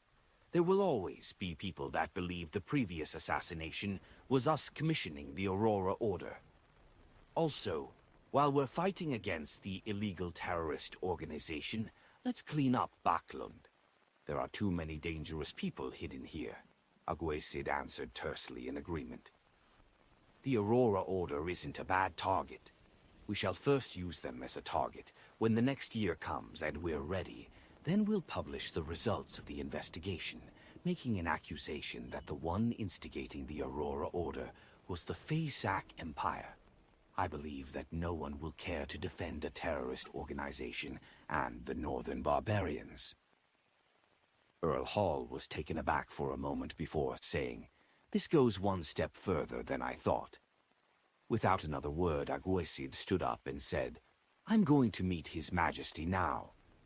Having said that, he looked at Earl Hall. "You have to be careful of your safety, too. We still haven't figured out the motives of the people who assassinated my brother. Humph. The Church of the Lord of Storms has already agreed to replace the Archbishop of Backlund Diocese. Snake is always late at crucial moments.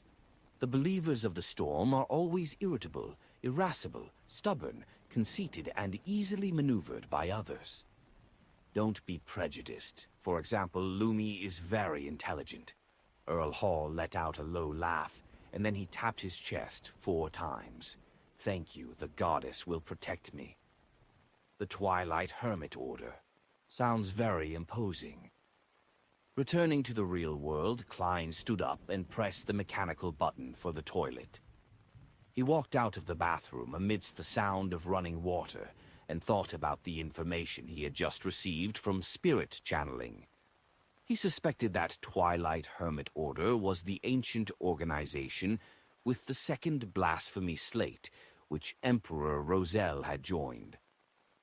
To choose to have someone assassinate Duke Negan for the sake of a so-called historical process sounds a little absurd, but it also seems to make sense. Their goal is to revive or awaken the original creator. This is similar to the City of Silver's belief. Little Sun and company have never believed that the creator is dead. They can only accept that he has abandoned that piece of land and has been trying to get a response from him. Klein paced back and forth, letting his thoughts wander. After an unknown amount of time, he suddenly heard knocking on the door. It wasn't an attendant or maid from the Quelaag Club, but the bespectacled Carlson, one of the machinery hive mind members whom Klein had seen before. "How did you get in?" Klein asked deliberately. "How?" When Carlson saw that he was indeed in the room, he relaxed a little. Seeing that no one was around, he smiled. "As a Beyonder, we often have all sorts of methods."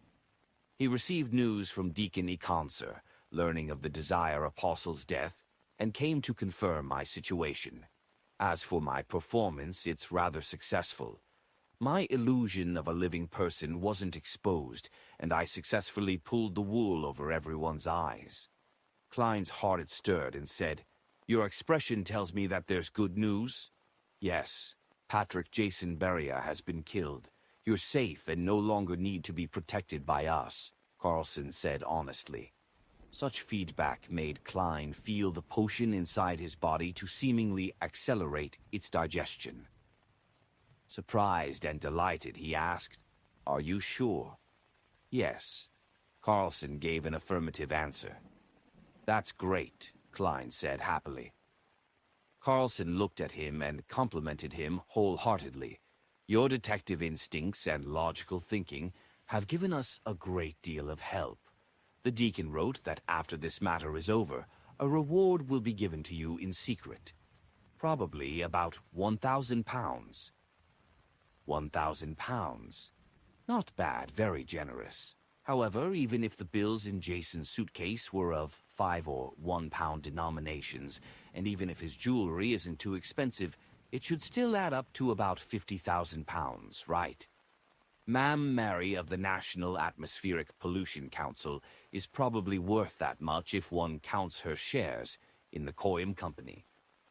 Yes, Jason's accomplice in luring Spellsinger of God away had probably taken some of the money. The remaining amount is probably around £20,000 to £30,000, but that's still nothing £1,000 can compare with. What a pity. I can't think of it that way. Maybe Jason's accomplice took all the wealth ahead of time. Klein felt a wave of disappointment and joy. And the reward from the machinery hive mind was even more proof of the success of his performance during this period of time. It made him feel like he was only one step away from completely digesting the potion. This is something I should do.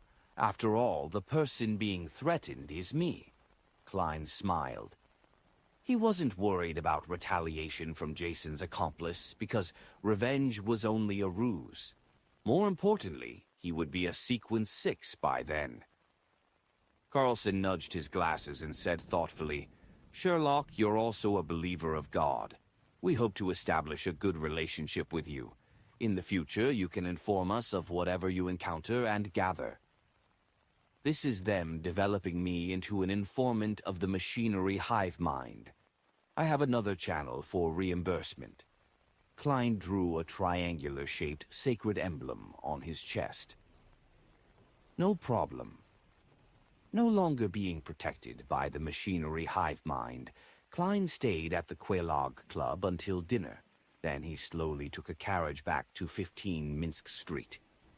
He opened the letterbox out of habit and saw a new letter with no postage stamp. The letter was from Detective Isengard Stanton, who left it after an afternoon visit. Had written, I heard from the machinery hive mind of the suggestion you offered. Your sharpness and caution is truly astounding. If you weren't already a Beyonder, then I would even believe that being a reader is the pathway that suits you best. You truly are the best young man at deduction that I've ever met." Klein stood in the living room reading Isengard's letter by the light of the gas lamp. This time there was nothing new to the performance. It was done step by step and conformed to the past performances. It didn't even have much of an effect. But there were enough people in the audience, and all of them were by my side, which allowed me to get feedback directly. Klein held on to the letter as he reflected over the matter. He half closed his eyes and felt something inside his body rapidly disintegrating and dissipating. Numerous illusory stars around him seemed to appear, and he could only feel a very weak attraction from the resplendent stars. On the last month of 1349, his magician potion was finally digested. Chapter 4, 129, Various Parties. The street lamps at night illuminated the wet ground, which was sent splashing by the occasional horse carriage that passed by. Backlund was located in the middle of the kingdom, only dozens of kilometers from the Sonia Sea, and it rained frequently all year round. The highest temperature in July was only 28 degrees Celsius, and the lowest was around 2 degrees Celsius in winter. The weather seldom had a chance of dropping to 0 or lower, but this didn't stop people from feeling the cold here. Even the northerners from Faysac, who were used to living in ice and snow, sometimes couldn't bear the humidity that penetrated through their clothing and flesh. Klein stood behind the oriel window in a room which didn't have its fireplace lit. He looked at the tranquil scene outside and felt relaxed in his body, heart, and soul. As long as he gathered the ingredients and concocted the potion, he could immediately advance to sequence 6, becoming a faceless. The magician potion has been completely digested. The Desire Apostle was personally finished off by me, and he failed to escape. The Aurora Order's search of the Fool's Believers is still going in circles. Apart from Mr. Razik being pursued by an unknown faction and the problem of the potion ingredients, I'm temporarily not troubled by anything. Klein leaned his body forward and took in a breath of air. He then looked at the fog that had condensed on the windows. The reason why he had risked his life to intercept the Desire Apostle was because he was afraid that the other party would have other plans and, thus, smoothly escape from the pursuit of the official Beyonders. At that time, he might be remembered for his crucial advice and be avenged afterwards. As a cold-blooded, a devil was unlikely to take the risk of avenging his comrades, but that didn't mean that they wouldn't choose to vent their anger on someone who nearly caused their death. This operation was definitely necessary. Perhaps someone from the Twilight Hermit Order is somewhere receiving him. Once the Desire Apostle escapes, and with me not having any relevant information, perhaps I'll be prepared against a Sequence 5, believing that I would be pretty safe once I advanced to Faceless. But the Desire Apostle might very well use the information provided by the Abyss card and the Twilight Hermit Order's help to advance to become a high Sequence Beyonder. Such a development is quite scary if I think about it. One is required to inflict the finishing blow of justice. Klein reflected over what had happened this afternoon and summarized his experiences and lessons. After enjoying the night scenery for a while, he returned to the sofa and sat down to think about his future plans. With the reward provided by the machinery hive mind, I'll be able to afford the mutated pituitary gland and blood of a 1,000-faced hunter. The deep-sea Nagas hair simply requires me to have money. Such an ingredient should be relatively easy to find on the sea. I can get Mr. Hanged Man to help. The only problem is the human-skinned shadow characteristic. And even if there is a clue, I don't have enough money. With this in mind, Klein couldn't help but give a self-deprecating chuckle. I'm not a person who particularly loves money. It's just a very average preference. When I was in Tingen, I always encouraged Melissa to spend and urged her and Benson to hire a maid. I felt that no matter what, I should try to not treat myself too badly, and every time I did a covert operation, I always placed safety first and made sure to be careful so that I wouldn't be affected mentally because of the allure of wealth. However, in order to take revenge, I have to advance, and advancing requires me to buy expensive Beyonder ingredients. I can only accumulate every single penny and save whatever I can. He suddenly hunched his shoulders and felt that the coldness of the living room made a magician like him, who didn't have an excellent constitution, shudder. Therefore, he decided to take a shower, crawl into bed, and read in bed. There's only another 3 or 4 hours left before it's bedtime. There's no need to ignite the fireplace again.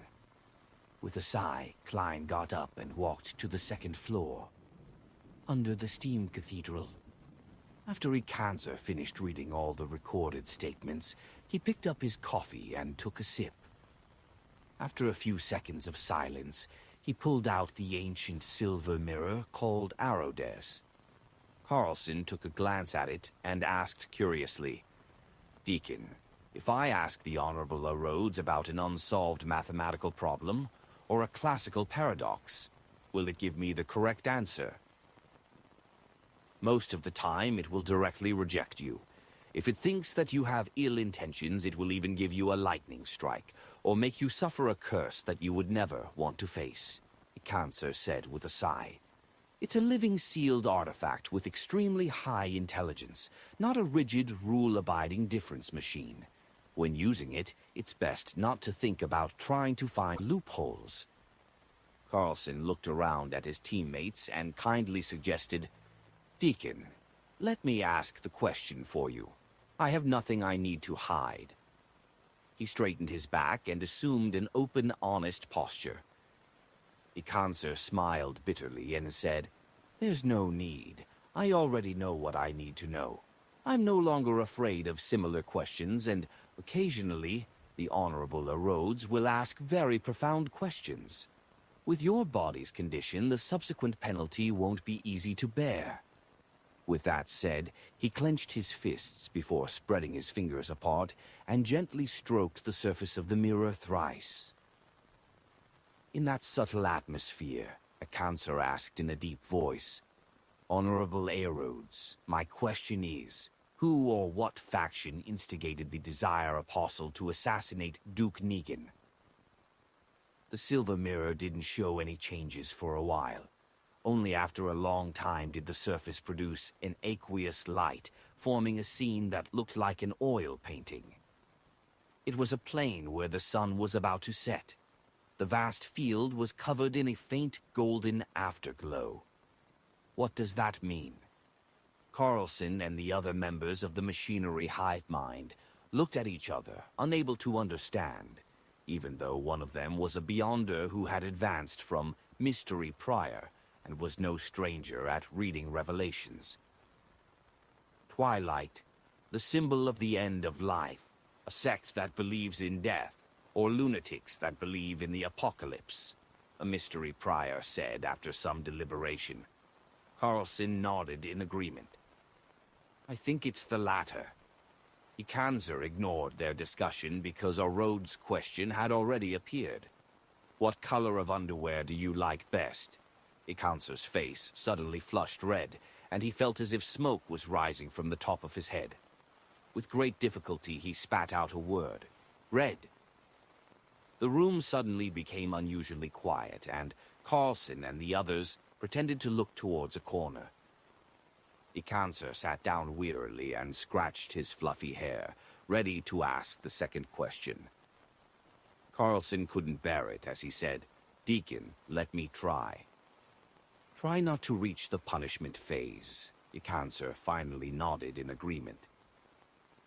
Carlson confidently mimicked the deacon's actions, gently stroking the surface of the silver mirror 3 times, while the other members gathered again.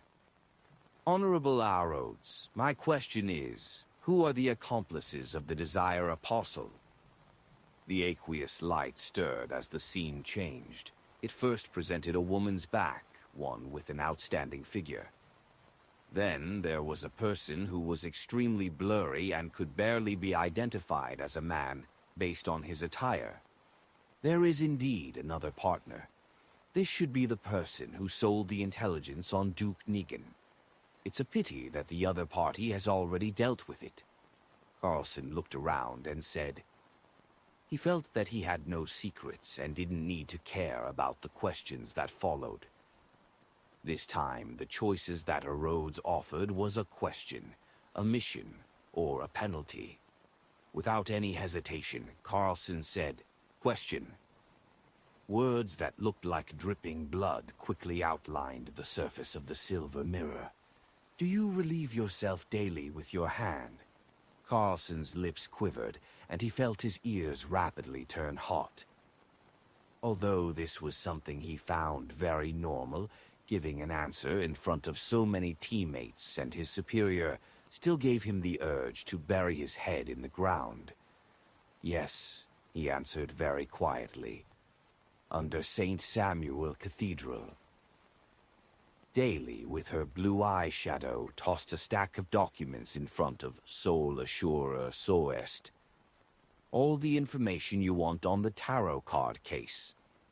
"It's smaller than I thought," Soest said, slightly surprised. Daly snickered. "This is just an index." Upon seeing this, Leonard touched his lower lip with the palm of his red-gloved right hand. "Captain Soest, why don't we do a thorough investigation of the people who interacted with Jason Barria and compare it with the 2 previous cases? There might be clues to the organization that is symbolized by tarot cards. Duke Negan is a devout believer of the Lord of Storms, and he represents the interests of the Church of the Lord of Storms in the political scene. The mandated punishers will definitely be frantically searching for the real culprit, so we don't need to get involved. Otherwise, we'll easily be put at odds with them. Let's investigate the cases involving the tarot cards, and who knows, we might find new clues. Of course, we'll definitely end up running all over the place, but that's part and parcel of a Red Glove's duties," Soest explained with a smile. Leonard nodded. "I understand." And deep in his mind, the elderly voice tisked and laughed. "The Nighthawks have missed it just like that. That person has the smell of the Dark Emperor, the true Dark Emperor, inside the Holy Wind Cathedral. Wearing a black bonnet, Spellsinger of God, Ace Snake, swept his silver eyes and picked a mandated Punisher elite. Although I'm about to leave Backlund, this is the decision of the Council of Cardinals. You only have one mission after this, and that is to investigate the assassination of Duke Negan. After applying, all of you have the right to use a Grade 1 sealed artifact. You must find out who is targeting us." Standing at the very front, a middle-aged man wearing a modified captain's hat immediately led the group. He clenched his fist and lightly tapped his chest. "As you command, Your Eminence." He was lean and had no particularly outstanding features, but there was an anchor tattoo on his neck. In Empress Burrow, the opulent villa of Earl Hall, Audrey looked at Susie, who had opened the door herself, and said in a low voice, "What's Father and the others talking about?" When she found out that Earl Hall had returned late and that his expression was unusually grave, she immediately sent Susie in to listen. Duke Negan was assassinated. Susie closed the door behind her with her feet. "Eh? Ah?" Audrey froze, suspecting that she had misheard. Although she had already experienced an assassination attempt on Duke Negan, she had never thought that this powerful noble would actually die.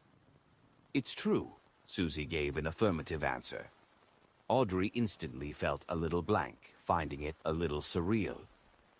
How could such a powerful noble, a person of flesh and blood, capable of speaking and laughing, the Duke who had given her a piece of land, die just like that? Suddenly, she felt the cruelty and coldness of the adult world. Who did it? Audrey asked subconsciously. A Sequence 5 devil, Sequence answered quickly. But he has already been silenced by the so-called Hero Bandit Dark Emperor. Ah? Audrey was stunned once again. How could it be the Hero Bandit Dark Emperor? How could it be Mr. Fool's adorer? He helped me resolve the problem of Duke Negan's previous assassination. This is a complete contradiction. Audrey immediately told Susie to eavesdrop again while she locked the door behind her and sat at the edge of her bed, praying to Mr. Fool. After she had finished reciting his honorific name and had described the assassination of Duke Negan, she asked with great trust, "Was your adorer present there?" After a while, she saw the endless gray fog and heard the voice of the Fool. "Yes. He's looking for the organization that directed the Desire Apostle." As expected, it wasn't arranged by Mr. Fool. Was the reason why he had his adorer stop Kilangos last time also because of that organization that's pulling the strings behind the scenes? Audrey relaxed and asked curiously, "What organization is that? For it to gain your attention?" A second later, she heard Mr. Fool reply in an unperturbed manner, "Twilight Hermit Order." Chapter 4.